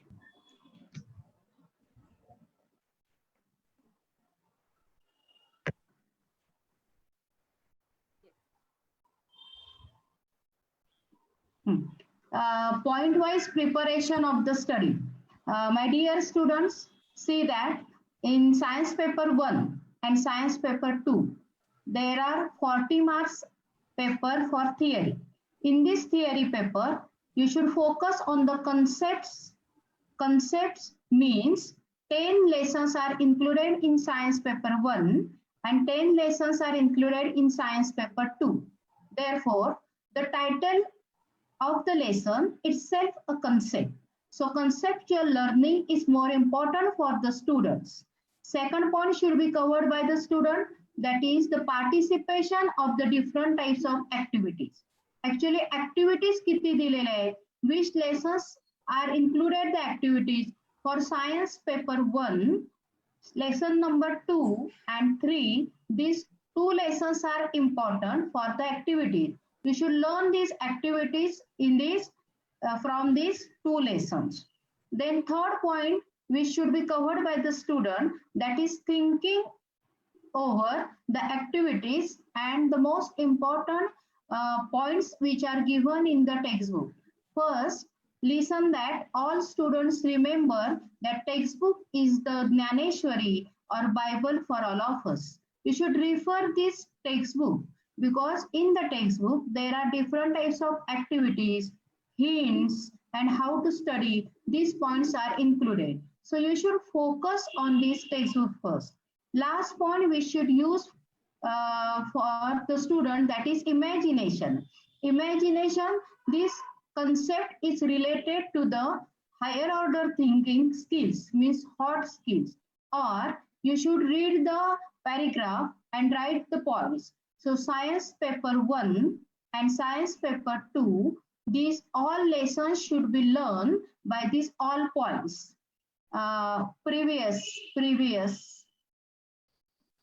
Yes. So these 4 points are included in your study.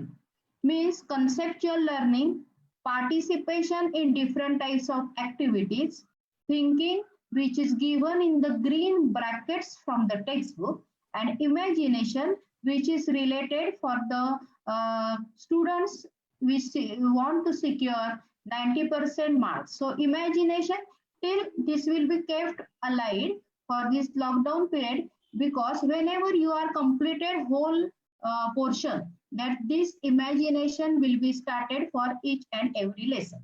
Next slide.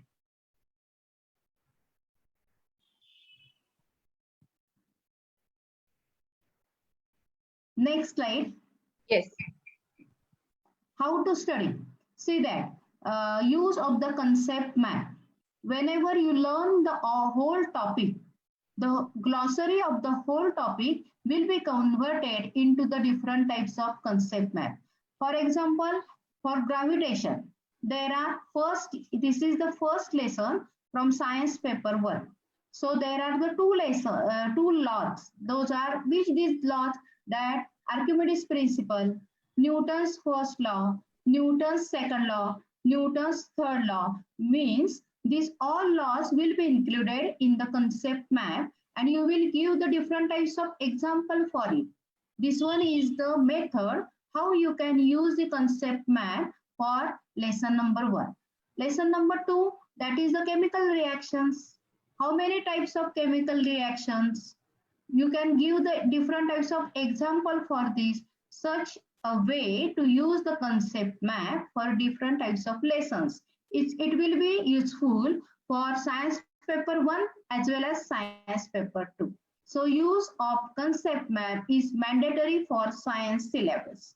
Second one, use authentic links. Whenever you are doing the online, you are learning the online sessions, you should choose the person or the link that should be authentic and valid information will be passed on that links. So for studying the science paper 2, different types of systems are there. So you can use these systems. You can learn by using the different types of links. So visual appearance, visualization will be helpful for your study. So use authentic links which are given by Balbharti, as well as you can use the Diksha app, and the activities are given by Gnan Prabodhini. So you can learn the different types of activities by using these authentic links. Third one, that is the use of for different activities. YouTubes are available, but YouTubes for government sites are valid for the study. So YouTubes you can prefer for government sites. Last one, that is the most important, which just Dr. Atre has explained, that this lockdown period, this self-study by making your own notes. Self-study is essential for all of you, because no one, this technology, this is the technical age, but in this technology, who can explain you that you should prepare one notebook, that is you can first read, write down the notes, and which plans, which concepts are clear, you can write half part of the notebook, and which doubts are, you have any doubts, you can write down in the next page. This is the way of self-study by making your own notes. Next slide.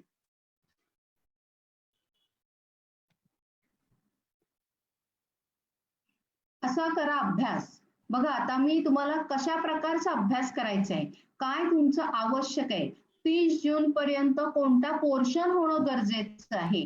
First of all I would like to share you that is don't depend upon others. Self study, स्वतःचा study स्वतः करणं, याला जास्त महत्व आहे की मी काय करतो, माझं ग्रास्पिंग पॉवर, माझा असणारा IQ आणि माझी असणारी स्टडी टेक्निक्स. आता IIT किंवा IIM मध्ये अभ्यास करणारे ज्यांचा IQ प्रचंड आहे, अशी विद्यार्थी कसा अभ्यास करतात, तर त्यांच्या सेल्फ स्टडीचे जे मेथड्स असतात, those methods are different from this average student.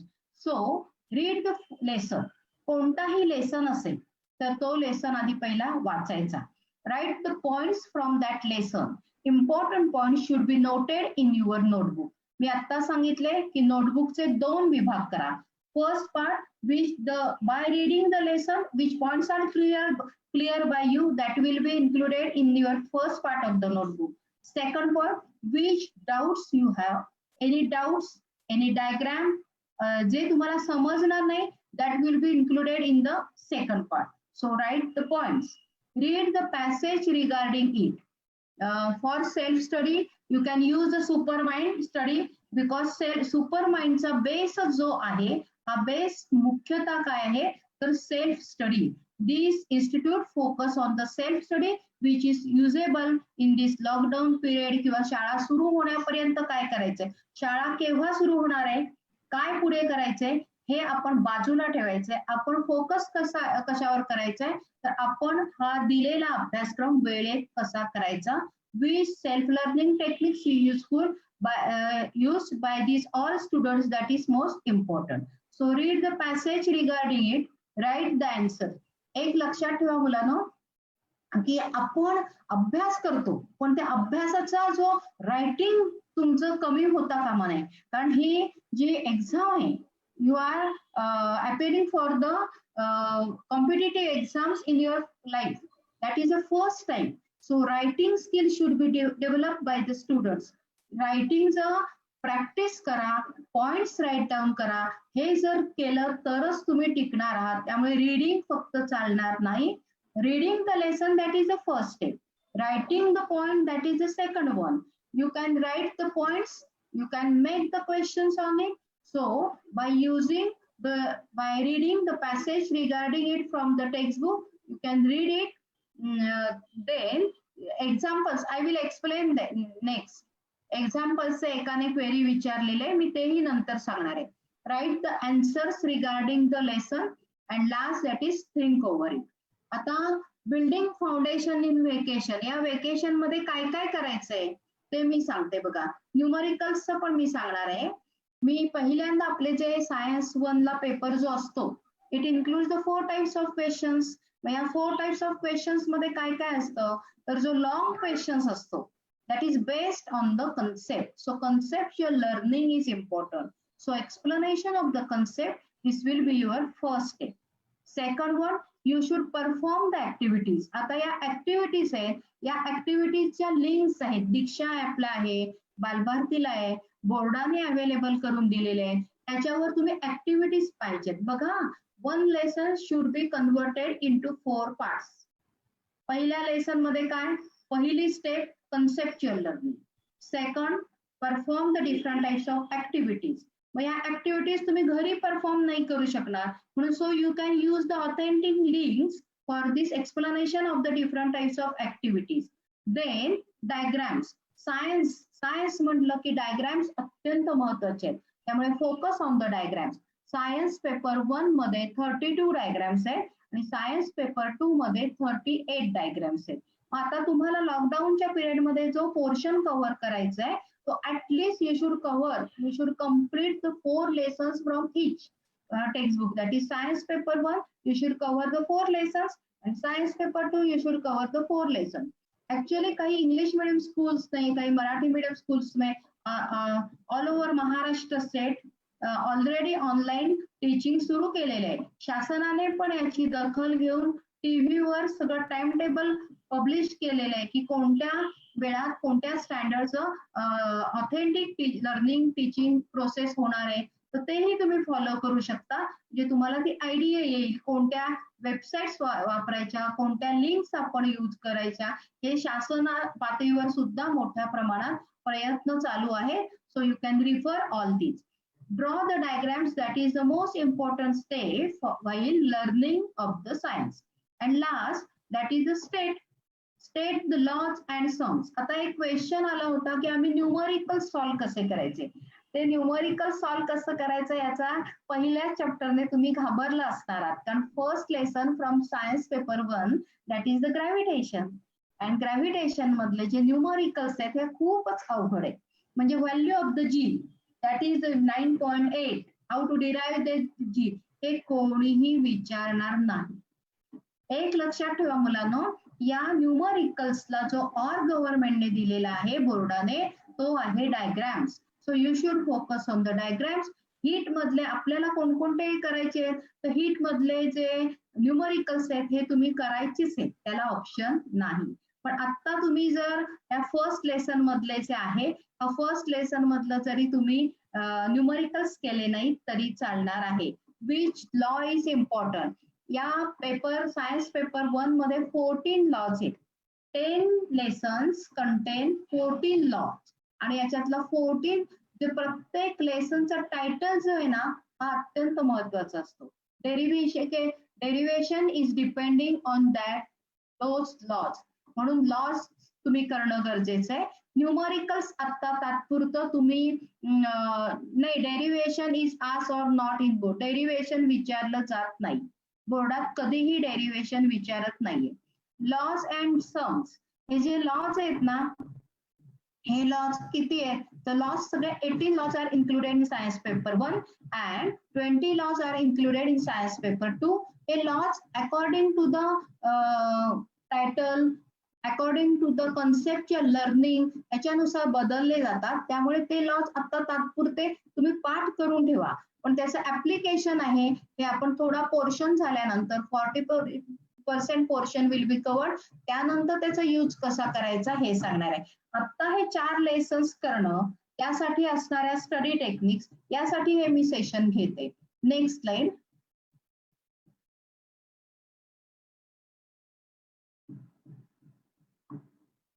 Planning in lockdown period. आता प्लॅनिंग कसं करायचं ते बघा.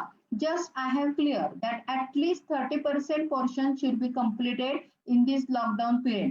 मुलांनो एक लक्षात घ्या, कधी कधी अशा समस्यांमध्ये एक फार मोठी संधी लपलेली असते की आपण काय करू शकतो, आपण या वेळेचा किती उपयोग छान करू शकतो हे आपल्यावर अवलंबून आहे. की आपण ठरवायचंच की मला जाण्या येण्याचा ट्रान्सपोर्टेशनचा खर्च नाहीये, जाण्या येण्याचा वेळ माझा वाचतोय, मला experts at your door step, अत्यंत ज्यांनी बुक्स लिहिलेली आहेत, ज्यांची नावं पुस्तकावर आहेत, जे सगळे कोणत्या मेथड सांगतात हे आपल्याला या टेक्नॉलॉजीमुळे समोर दिसत आहे.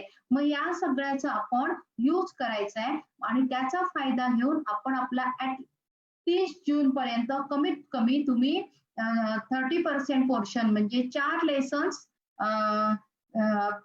4 lessons from textbook 1 and 4 lessons from आपण चॅटिंग जरा नंतर करूयात की मध्ये मध्ये नाहीतर पॉइंट्स क्लिअर होणार नाहीत. त्याची एक हे असते की शॉर्ट टर्म मेमरी आणि लॉंग टर्म मेमरी या एक मानसिकरित्या सेशन प्रेझेंट करण्याच्या पद्धती आहेत. त्यामुळे आधी माझं सेशन पूर्ण होऊ दे, मग तुमच्या ज्या शंका असतील ना त्या आपण कलेक्टिव्हली एकत्र करूया आणि I will answer those doubts. Okay.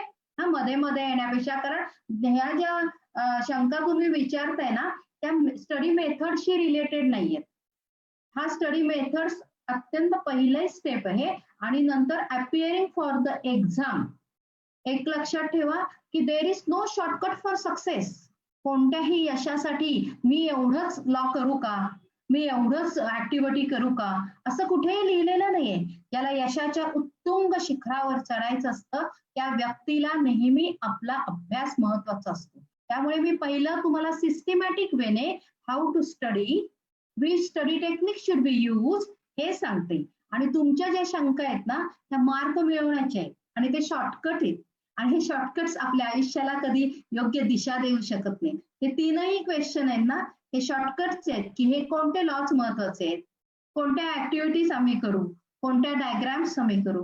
कोणत्याही गव्हर्नमेंटचे एक्सपर्ट्स असे शॉर्टकट शिकवत नसतात. त्यामुळे आपण थोड्या शंका बाजूला ठेवूया आणि मग मी त्यांची नक्की उत्तरं देणार आहे. म्हणून 30% म्हणजे काय तर 4 lessons, 4 lessons from science paper 1 and 4 lessons from science paper 2. You should cover all these lessons.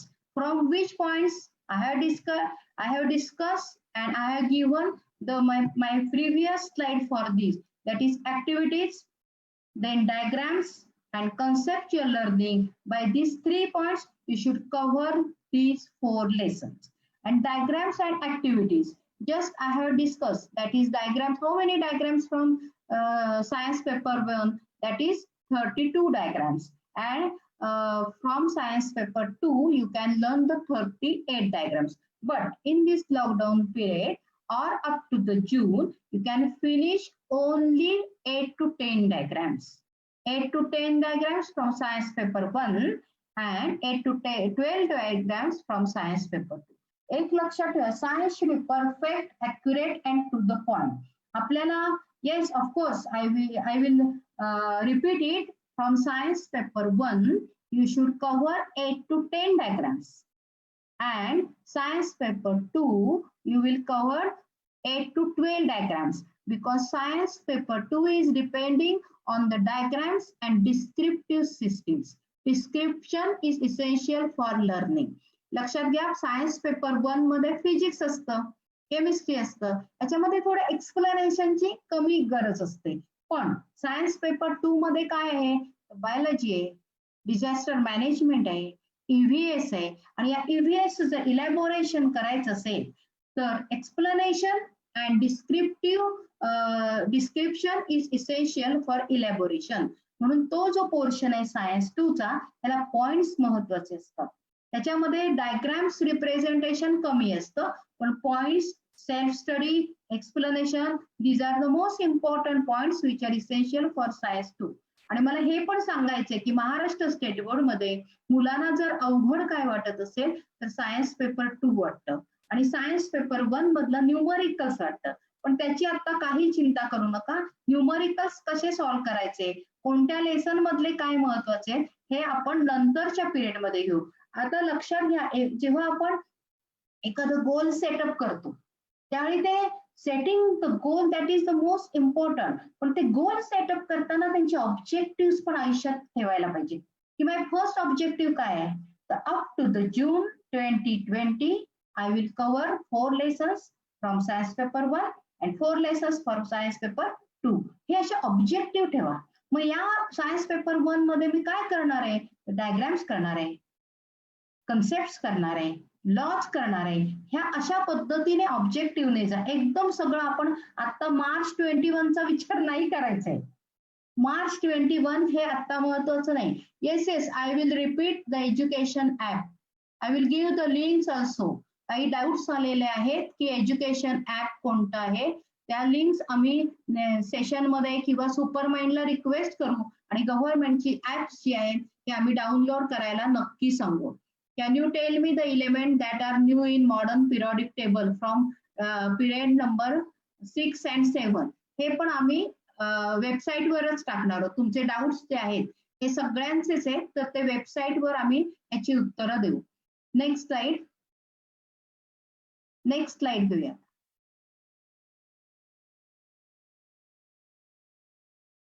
आता हे आपल्या टेक्स्टबुक मधलं आता पुढची स्टेप जाऊया की 4 लेसन्स कव्हर करताना तुम्ही काय काय पाहायचे. आता रिकॉल एक लक्षात ठेवा, काही पेरेंट्सच्या शंका पण येतील की 9वीचं पुस्तक इसेन्शियल आहे का. तर आता 9th स्टँडर्ड वर काहीही येणार नाही. ऑगस्ट 2019 साली जो GR पब्लिश झालेला आहे बोर्डाचा त्याच्यामध्ये त्यांनी लिहिलेलं आहे की 9th स्टँडर्ड बेस कोणताही क्वेश्चन विचारला जाणार नाही. त्यामुळे आता तरी या 10वीच्या विद्यार्थ्यांनी कोणताच अभ्यास या 9th स्टँडर्डच्या ह्याच्यावर करायचा नाही. पण जे अत्यंत हुशार आहे, अबाव 90% मार्क्स मिळवण्याची ज्यांची जबरदस्त अशी इच्छा असते, हे जे इंटेलिजंट स्टुडंट्स असतात त्यांनी काय करायचंय, कारण हे हायरार्कीने असते. 8th standard, 9th standard, 10th standard. Some of the questions and their answer are hidden in the 9th standard syllabus. Those are called as the hot questions. म्हणजे higher order thinking skills. म्हणून अजिबात विचारलं जाणार नाही हे सांगणं हे पण चुकीचं आहे.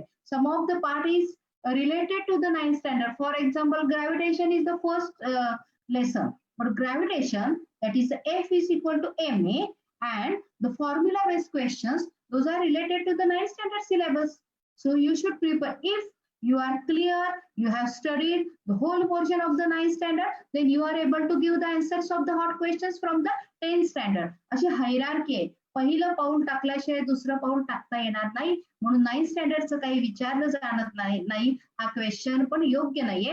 पण ऑर्डिनरी स्टुडंट साठी ते ठीक आहे. आणि सुपर माइंड जे आहे तर त्याच्यामध्ये त्यांनी 9th बिल्डिंग फाउंडेशन म्हणून एक बुक आहे, त्याच्यामध्ये त्यांनी 9th स्टँडर्डच्या कोणत्या क्वेश्चन्स आहेत, कोणते क्वेरीज आहेत which are related to the 10th standard, असं एक बुक पब्लिश केले. त्याचाही अभ्यास या लॉकडाऊनच्या पिरियड मध्ये जरूर करा. तुम्हाला अबाव 90% काय 100% मार्क्स सुद्धा मिळू शकणार आहेत. आता रिकॉल हे that will be included in the 9th standard syllabus. टेलर्स ह्याच्यावर तुम्ही थोडासाच भर द्या. 4 लेसन साठी मी म्हणते, डू धिस हे अत्यंत महत्वाचं आहे, करून पहा. Do this which are included which are related to the different types of activities. जरा डोके चालवा. जे ब्रेनी पीपल असतात की ब्रेनी पीपल, तर ते ब्रेनी पीपल साठी ह्या तुम्ही यूज करा. याचंही सुपरमाइंडने सेल्फ स्टडी साठी काढलेलं आहे बुक, ते तुम्ही डू धिस किंवा यूज युअर ब्रेन पॉवर हे वापरू शकता. आता माहित आहे का तुम्हाला, हा आपला 4th क्वेश्चन आहे. हा ज्यावेळेस होल सिलेबस कम्प्लीट होईल त्यावेळेस मी हा एक्सप्लेन करणार आहे. आत्ताची आपली ही स्टेज आहे ही सेल्फ स्टडी, अशा प्रकारचा अभ्यास करायचा. Which method should be use for the study, म्हणजे बघा first tell us will be included in your study technique. Do this which are related to the different types of activities. Use your brain power, that is the hot questions. Observation is the base of the science. In observation म्हणजे काय आणि उडतं उडतं अभ्यास करणं म्हणजे काय. आता observation कशाचं करायचं तर डायग्राम्सचं करा. ऑब्झर्वेशन कशाचं अजून करणार आहात तर त्याच्यामध्ये दिलेल्या पिक्चर्सचं करा. ही जी पिक्चर्स आहेत म्हणजे diagrams are of 3 types: structural figures, then photographs are included, and third one they're functional, which explains the functions of the organs, which are included into the science paper 2. म्हणजे ह्याचं ऑब्झर्वेशन करणं that is the most important. म्हणजे study self study करताना आपण काय करायचंय मुलांनो तर ह्या डायग्राम्स कशा आहेत, कोणत्या डायग्राम्स आहेत. आता लॉजच्या डायग्राम्स आहेत बघा, तर त्या लॉज किंवा तुम्ही जो न्यूटन्स फर्स्ट लॉ ग्रॅव्हिटेशन मध्ये पाहणार आहात त्याची हाईट बघा. त्या हाईट नुसार ते फोर्स अप्लाइड जो आहे हा कसा जास्त जास्त होत जातो ते बघा, किंवा हाईट कमी केल्यावर F = ma काय होतं याचा अभ्यास करा. ह्या diagrams which are included in the, म्हणजे अभ्यास करण्याची एक विशिष्ट पद्धत असते आणि त्या विशिष्ट पद्धतीने अभ्यास केला की यश हे तुमचंच असतं. नेक्स्ट स्लाइड पाहूया.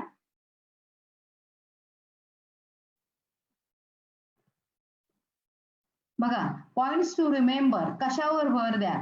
जोपर्यंत महाराष्ट्र स्टेट बोर्ड ही रायटिंग एक्झाम घेते तोपर्यंत writing, focus on writing, but the point should be included in your writing. Science should be perfect and to the point.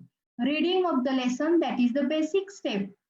You should learn the lesson, and diagrams which are mandatory for science paper 1 and science paper 2. या 3 पॉइंट्सनी या लॉकडाऊनच्या period मध्ये शाळा सुरू होण्यापर्यंत तुम्ही अभ्यास करायचा आणि हे तुमचे मुद्दे असले पाहिजे. नेक्स्ट.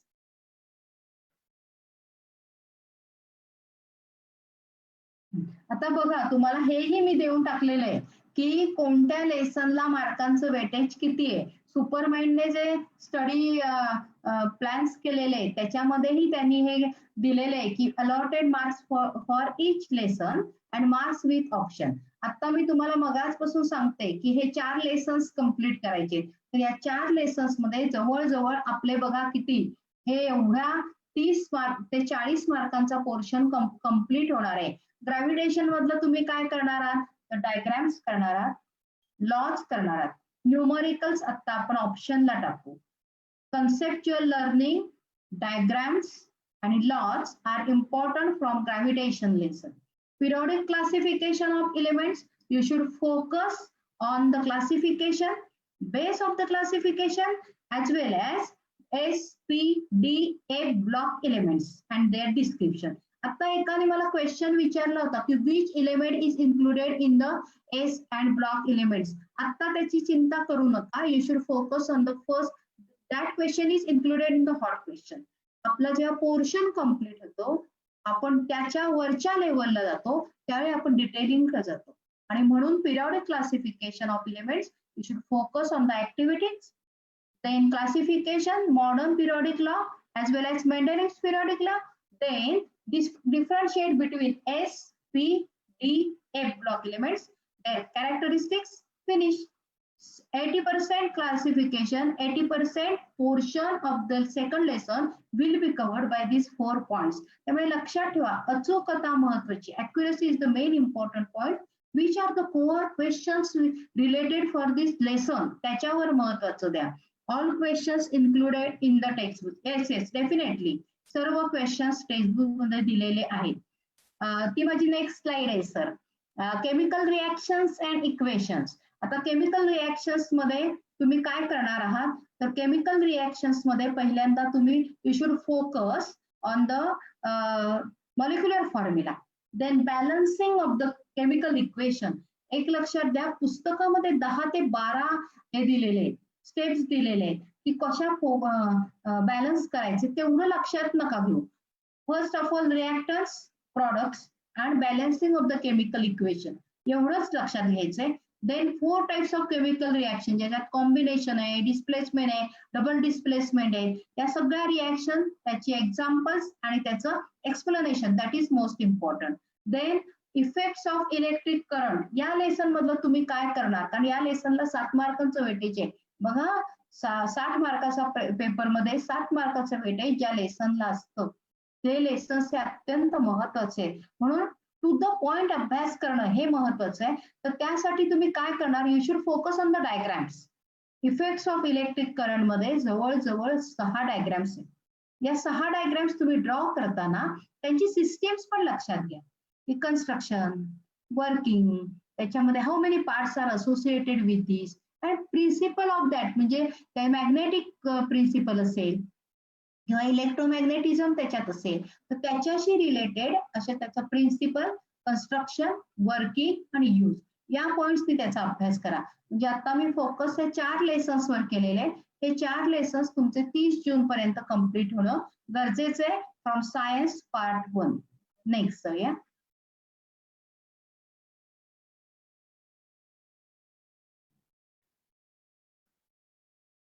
हेरिडिटी. आता महाराष्ट्रातल्या या मुलांना जरा अभ्यास म्हणजे डिस्क्रिप्टिव्ह लेसन्स करण्याचा कंटाळा येतो. त्यामुळे डिस्क्रिप्टिव्ह लेसन्स जे आहेत ते हेरिडिटी आणि इव्होल्युशन आहे. त्याच्यासाठी मी सगळ्यांना सांगते की लेसन्स वाचा आणि फक्त धड्याखालचं करा. आता एक क्वेरी आली होती, डाऊट्स आला होता की आम्ही धड्याखालचे प्रश्न केले तर चालणार आहे का. आता तुम्ही धड्याखालच्याच प्रश्नांवर focus करा. For science paper 2, you should focus on the exercises behind the lesson. That is the most important point. Second जो आहे ना, life processes in living organism part 1. You should focus on the chart. You should make the different types of flow charts. आता अभ्यासाची पद्धती सांगते मुलांनो. बघा की जर आपण असे फ्लो चार्ट्स तयार केले, फर्स्ट पेपर 1 साठी मी कन्सेप्ट मॅप सांगितलं. आता पार्ट 2 साठी काय करणार, तर फ्लो चार्ट्स प्रिपेअर करा. जेवढे जेवढे फायलम्स आहेत, जेवढे जेवढे त्याच्यामध्ये दिलेले अॅनिमल क्लासिफिकेशन आहे, त्याचे फ्लो चार्ट जर केले तर within 4 flow chart you can cover this lesson number 2. 4 flow chart मध्ये हा कम्प्लीट होऊ शकतो. आणि त्याचं डायग्राम्स घ्या, त्याच्या ऍक्टिव्हिटीज याच्यातल्या महत्वाच्या नाहीये. The learning of the points through the flowchart, that is the most important point.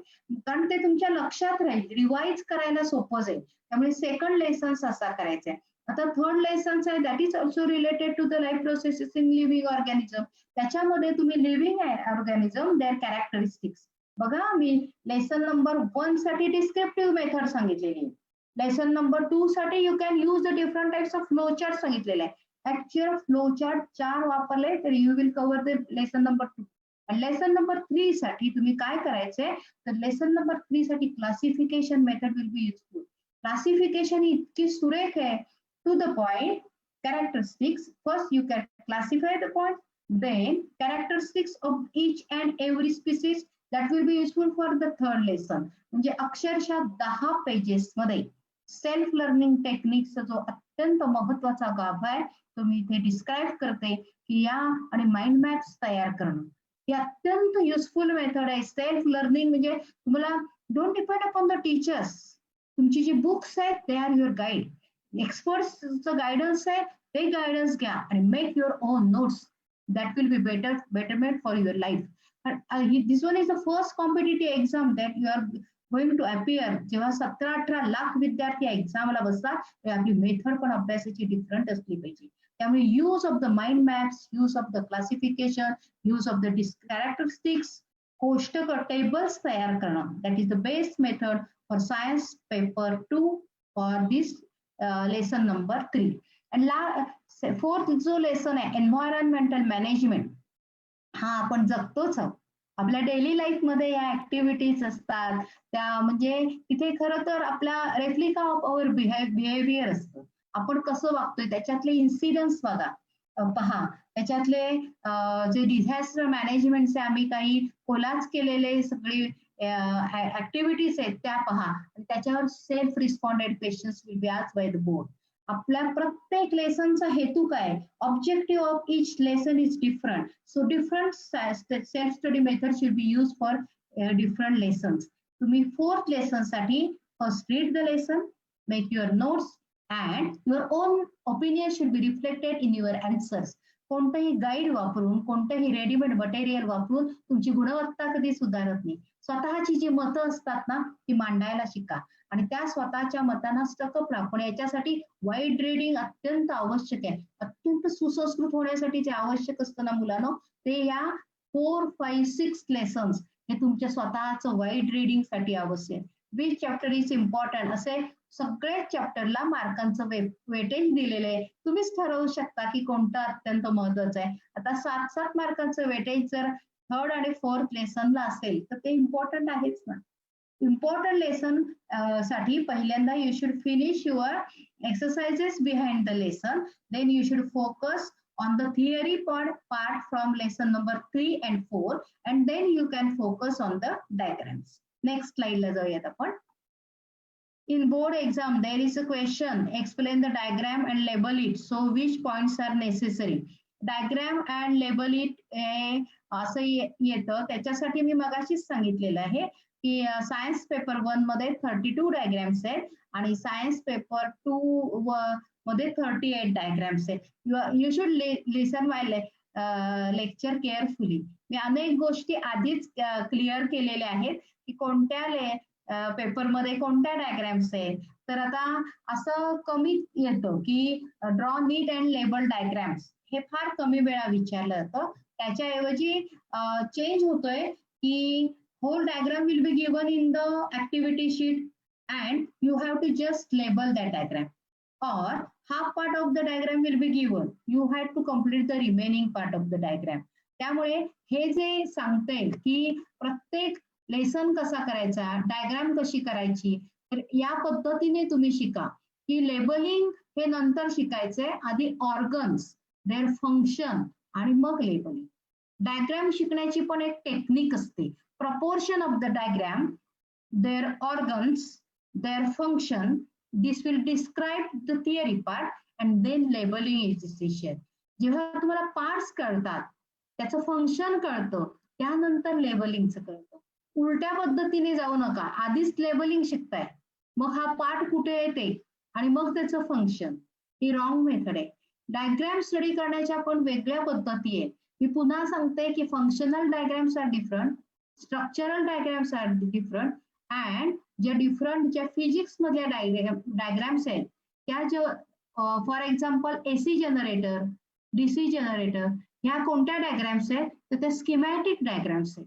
त्या प्रत्येक डायग्राम शिकण्याची एक वेगळी पद्धत आहे, वेगळा अभ्यास करण्याची आहे. त्यामुळे first you can draw the diagram. Functional part कोणते आहेत ते बघा, त्याच्यानंतर डिस्क्रिप्शन लक्षात घ्या आणि मग लेबलिंग करा. म्हणजे तुमचा तो पार्ट पण तयार होतो आणि डिस्क्रिप्शन पण तयार होतो. प्लॅनिंग ऑफ द स्टडी बघा, thorough study of the lesson. पहिल्यांदा लेसन वाचायचंय, त्याचा थरो स्टडी करायचंय. त्याच्यानंतर you should complete the exercise below the lesson. त्याच्या खाली सगळ्या या जे एक्सरसाइजेस आहेत त्याच्यामध्ये आम्ही सगळं दिलेलं आहे.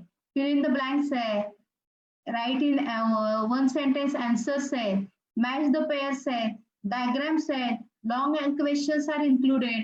You can focus all these questions from the exercise. Exercise ला जास्त महत्व द्या कारण 80% portion will be covered of the lesson will be covered and 80% questions will be given which are referred for the boards exam.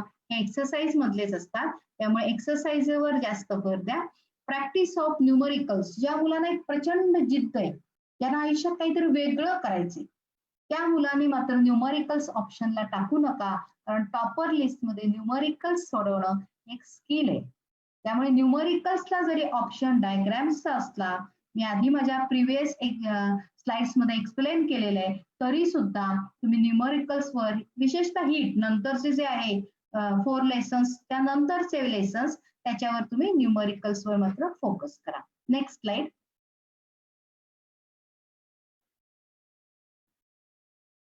आता थोडस मी आधीची previous slide घ्या, पालकांचा रोल सांगते मी आता थोडा.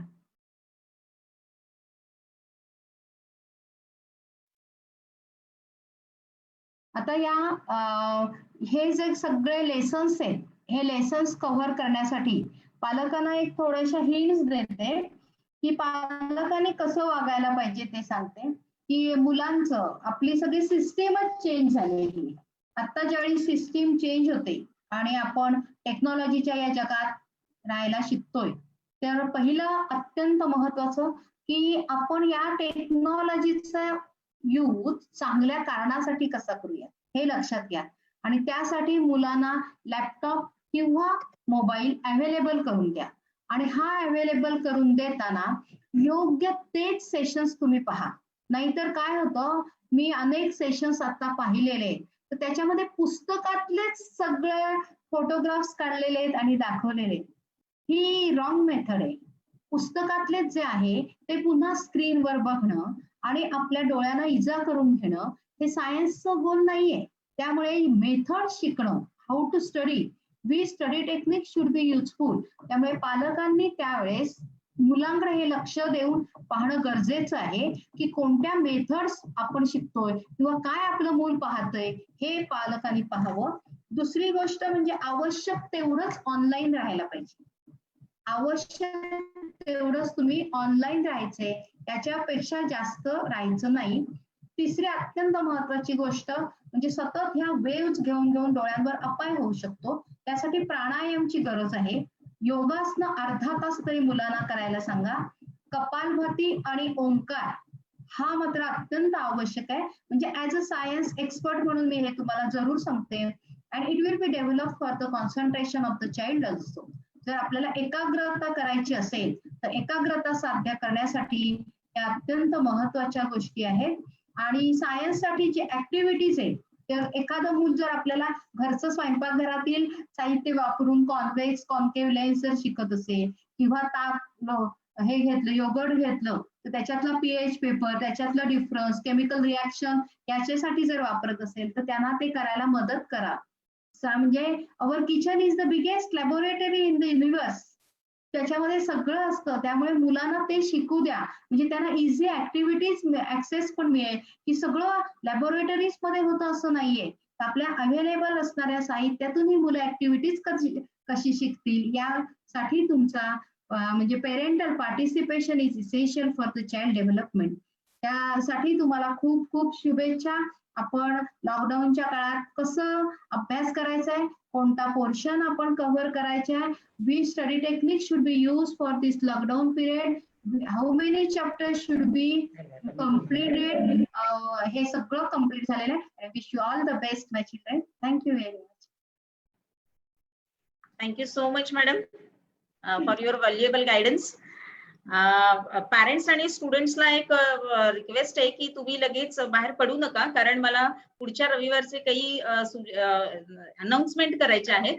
सो एक 5 मिनिटं आपण फक्त बोलणार आहोत आणि त्यानंतर आपण लगेचच बाहेर पडू शकणार आहोत. फक्त 5 मिनिटं मला तुमच्याशी बोलायचं आहे. विद्यार्थी मॅडम, तुम्ही खूप चांगल्या गोष्टी सांगितल्या. त्याच्यातली खूप महत्वाची गोष्ट तुम्ही सांगितली की don't depend on your teachers only. हे खूप महत्वाचं आहे, कारण आताच्या लॉकडाऊनच्या पिरियडमध्ये आपल्याला आपला स्वतःचा अभ्यास करणं खूप गरजेचं आहे. आणि अजून एक महत्वाची गोष्ट तुम्ही सांगितली की ज्याच्यामध्ये लिखाणाला पर्याय नाहीये. There is no option to writing. So इथे लिखाण पण करणं खूप महत्वाचं. आणि यासाठी सुपरमेनचा सेल्फ स्टडी तुम्हाला खूप उपयोगाचा पडणार आहे. या सुपरमेनच्या सेल्फ स्टडी मध्ये आपण सगळे विषय आणि प्रत्येक विषयाच्या ऍक्टिव्हिटीज दिलेल्या आहेत. विधाते मॅडमने आता जे सांगितले की जून एंड पर्यंत 4 लेसन्स तुमचे होणे खूप गरजेचं आहे. याच्यासाठी सेल्फ स्टडी प्रोग्राम तुम्ही जरूर घ्या. ऍक्टिव्हिटी शीट्स आपण तयार केलेल्या आहेत. त्या ऍक्टिव्हिटी शीट्स तुम्हाला घरी बसूनच टेक्स्टबुक मध्ये बघून तुम्हाला सोडवायचे आहेत, ज्याच्यामुळे तुमचं टेक्स्टबुकचं रिडिंग पण होणार आहे आणि ऍज वेल एज तुमचं रायटिंग सुद्धा होणार आहे. सो या गोष्टी खूप महत्वाच्या आहेत. याच्याच बरोबरीने मला एक खूप महत्वाची गोष्ट तुम्हाला इथे अनाउन्स करायची आता. जेव्हा तुम्ही तुमचा स्वतःचा अभ्यास करताय त्यावेळेस जर का तुम्हाला काही अडचण आली, फॉर एक्झाम्पल सायन्स 1चा पेपर तुम्ही सोडवताय आणि एखादी क्वेरी तुम्हाला आली, तर त्याच्यासाठी सुपरमॅनची हेल्पलाईन विल हेल्प यू. तुम्हाला चॅटबॉक्स मध्ये नंबर मिळेलच. या हेल्पलाईन वरती तुम्हाला फक्त एक मेसेज टाकायचा आहे, तुमचं नाव, तुमचा मोबाईल नंबर, स्टँडर्ड आणि सब्जेक्ट. ही एवढीच इन्फॉर्मेशन जेव्हा आमच्याकडे येईल तेव्हा तुम्ही दिलेल्या मोबाईल वरती तुम्हाला सायन्सचे टीचर तुम्हाला कॉल करणार आहेत आणि तुमच्या पडलेल्या प्रत्येक प्रश्नाचं उत्तर तुम्हाला मिळणार आहे. सो या हेल्पलाईनचा पण जरूर उपयोग घ्या. सुपरमॅनचा सेल्फ स्टडी प्रोग्राम जरूर सबस्क्राईब करा. आता जे विद्यार्थी हे पेपर्स लगेच घेणार आहेत यांच्यासाठी डिस्काउंट पण याच्यामध्ये दिलेला आहे. फी मध्ये सुद्धा तुम्हाला 1500 रुपयाचं डिस्काउंट याच्यामध्ये दिलं जाणार आहे. सो तो जास्तीत जास्त विद्यार्थ्यांनी ताबडतोब आज आता लगेचच तो सबस्क्राईब करा, ज्याच्यामुळे तुमच्या मार्कांमध्ये तुम्हाला डेफिनेटली वाढ दिसून येणार आहे. दोन्ही मॅडमनी लॉकडाऊनच्या पिरियडमध्ये नेमकं काय करा ह्याचं अतिशय चांगलं असं मार्गदर्शन केलेलं आहे. ह्या सगळ्या गोष्टी तुम्ही तुमच्या अभ्यासामध्ये अप्लाय करा आणि 4 स्किल्स तुमच्यामध्ये डेव्हलप होणं खूप गरजेचं आहे. त्याच्यातलं रीडिंग, जरी रीडिंग हे नुसतं रीडिंग उपयोगाचं नाही, आता विधाते मॅडमनी सुद्धा सांगितलं. त्याच्याच बरोबरीने लिसनिंग हे सुद्धा खूप महत्वाचं आहे, ऐकताही नीट आलं पाहिजे. आणि तिसरी महत्वाची गोष्ट ती म्हणजे रायटिंग. ह्या तिन्ही गोष्टी तुम्ही सायमल्टेनियसली यूज कराल तर नक्कीच त्याच्यामध्ये तुम्हाला यश मिळणार आहे. आणि याच्यासाठी ह्या सगळ्याचा एकत्रित परिणाम किंवा एकत्रित हे सगळं बांधून मिळणार आहे ते म्हणजे सुपरमॅनच्या सेल्फ स्टडी प्रोग्राम मध्ये. ह्याच्या पुढची एक महत्वाची गोष्ट आहे की नुसतं तुम्ही लिहून किंवा पेपर सोडवून पण उपयोग नाही. याच्यामध्ये तुमचं कुठं चुकलं, काय लिहायला हवं होतं, ह्या गोष्टी पण कळणं खूप महत्वाचं आहे. गेली 12 वर्ष नो एरर, चुका जाणा आणि चुका टाळा, याच धर्तीवरती सुपरमाइंड काम करतोय. सो जरूर सुपरमाइंडचं सेल्फ स्टडी प्रोग्राम सबस्क्राईब करा आणि तुमच्या गुणवत्तेमध्ये निश्चित वाढ करा. याच्यासाठी हेल्पलाईनचा नंबर मी तुम्हाला चॅटबॉक्स मध्ये पण इथे तुम्हाला टाईप करतील. दया मॅडम प्लीज तुम्ही हेल्पलाईनचा नंबर चॅटबॉक्स मध्ये प्लीज टाईप करा. 904999070809 या नंबरवरती तुम्ही कोणत्याही विषयासाठी, कोणत्याही अकॅडमिक क्वेरीसाठी तुम्ही कॉन्टॅक्ट करू शकता, मेसेज करू शकता. सो याचा जरूर उपयोग करून घ्या. आणि तिसरी एक महत्वाची गोष्ट मला तुम्हाला सांगायची ती म्हणजे अशी, मागच्या रविवारी आपण लँग्वेजेसची माहिती सगळी घेतली, लँग्वेजेसचा अभ्यास कसा करायचा, मार्क्स कसे मिळवायचे हे बघितलं. आता या रविवारी आपण सायन्स आणि मॅथ्स या दोन्हीमध्ये लॉकडाऊनचा पिरियड जरी असला तरी अभ्यास कसा करायचा हे बघितलं. आणि आता पुढच्या रविवारी आपण उरलेल्या 2 विषयांसाठी भेटणार आहोत, तो म्हणजे हिस्ट्री आणि जिओग्राफी. या दोन्ही विषयांसाठी तुम्ही झूमद्वारे, फेसबुकद्वारे, युट्यूबद्वारे मार्गदर्शन घेऊ शकता. याच्या लिंक्स आणि याची माहिती तुम्हाला लगेचच पुढच्या 2 दिवसामध्ये 1 दिवसामध्ये मिळणारच आहे. तो यासाठी सुद्धा तुम्ही लॉग इन होऊ शकता. आणि सगळ्यात महत्वाचं जाता जाता खूप महत्वाची गोष्ट मला पालकांना शेअर करायची. आत्ताच्या ह्या कोरोना किंवा लॉकडाऊनच्या पिरियडमध्ये शिक्षण पद्धतीमध्ये बदल होणारे झालेले आहेत, पुढे काय होणार हे माहिती नाही. त्यामुळे तुमच्या विद्यार्थ्याला, तुमच्या पाल्याला हे जरूर सांगा की आता अभ्यास पद्धतीमध्ये सुद्धा बदल करणं खूप गरजेचं आहे. विद्यार्थी मॅडमने आता सांगितलं की फक्त एवढंच येणार आहे का, तेवढंच येणार असे की प्रश्न येतात, तसे न हे करता आपण पूर्णपणे फोकस आपल्या अभ्यासावरती करणं गरजेचं आहे. आणि तो कोणता अभ्यास, तो कोणता स्टडी, तर तो फक्त आणि फक्त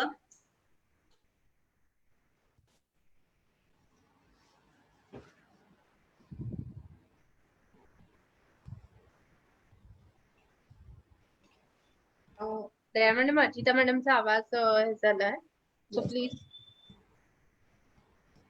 येस, अर्चिता मॅडम आता सांगत होत्या की सेल्फ स्टडी हा खूप महत्वाचा आहे. सेल्फ स्टडीला आता कोणताही पर्याय नाहीये. आणि सुपरवाईजचा सेल्फ स्टडी घेत असताना त्यांनी सांगितलं होतं की पूर्ण सगळ्या विषयांसाठी आपला हा सेल्फ स्टडी प्रोग्राम आहे. आणि हा सेल्फ स्टडी प्रोग्राम जर का तुम्ही आता इमिजिएट घेतलात तर तुम्हाला 1500 रुपयाचा डिस्काउंटही आपण आता दिलेला आहे.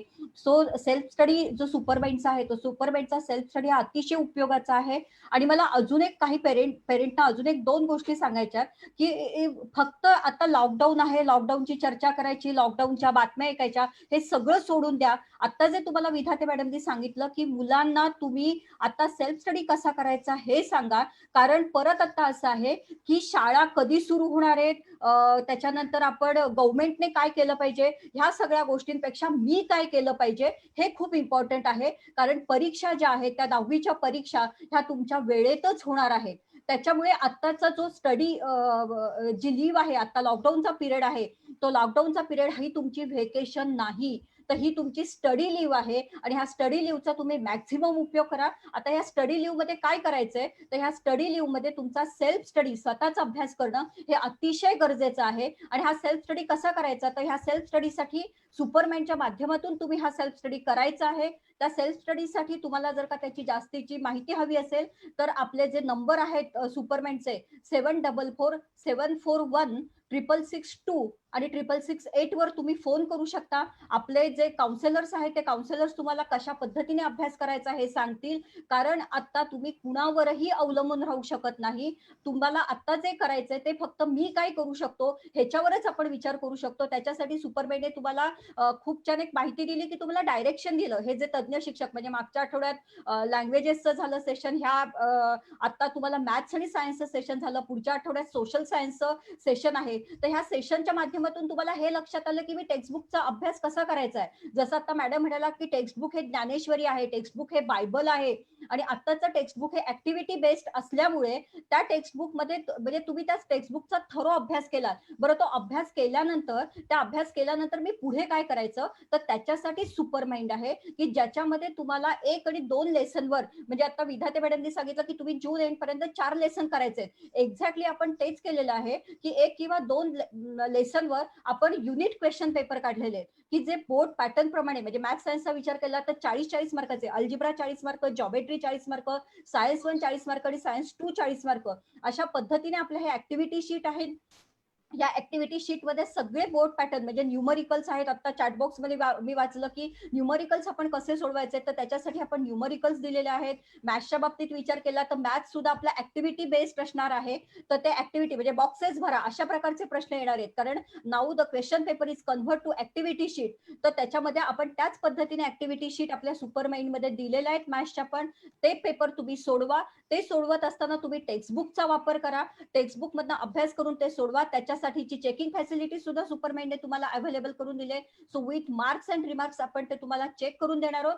त्याचे डिटेल मॉडेल आन्सरही देणार आहोत की बोर्डामध्ये तुम्हाला आउट ऑफ मार्क्स मिळवण्यासाठी कशा पद्धतीने उत्तरं असली पाहिजेत, ती उत्तरं सुद्धा आपण आपल्या मॉडेल आन्सरच्या माध्यमातून देणार आहोत. आणि तिसरी महत्वाची गोष्ट आहे की हा अभ्यास करताना तुम्हाला जर का काही प्रॉब्लेम आले तर त्याच्यासाठी तुम्हाला हेल्पलाईन पण आहे. ती सुपरमॅनची हेल्पलाईन तुम्हाला अतिशय उपयोगी ठरणार आहे. सो तुमचे काही डाऊट आले असतील तर त्याच्यासाठी हेल्पलाईन आहे. म्हणजे किती कम्प्लीटनेस येते बघा की त्याच्यामध्ये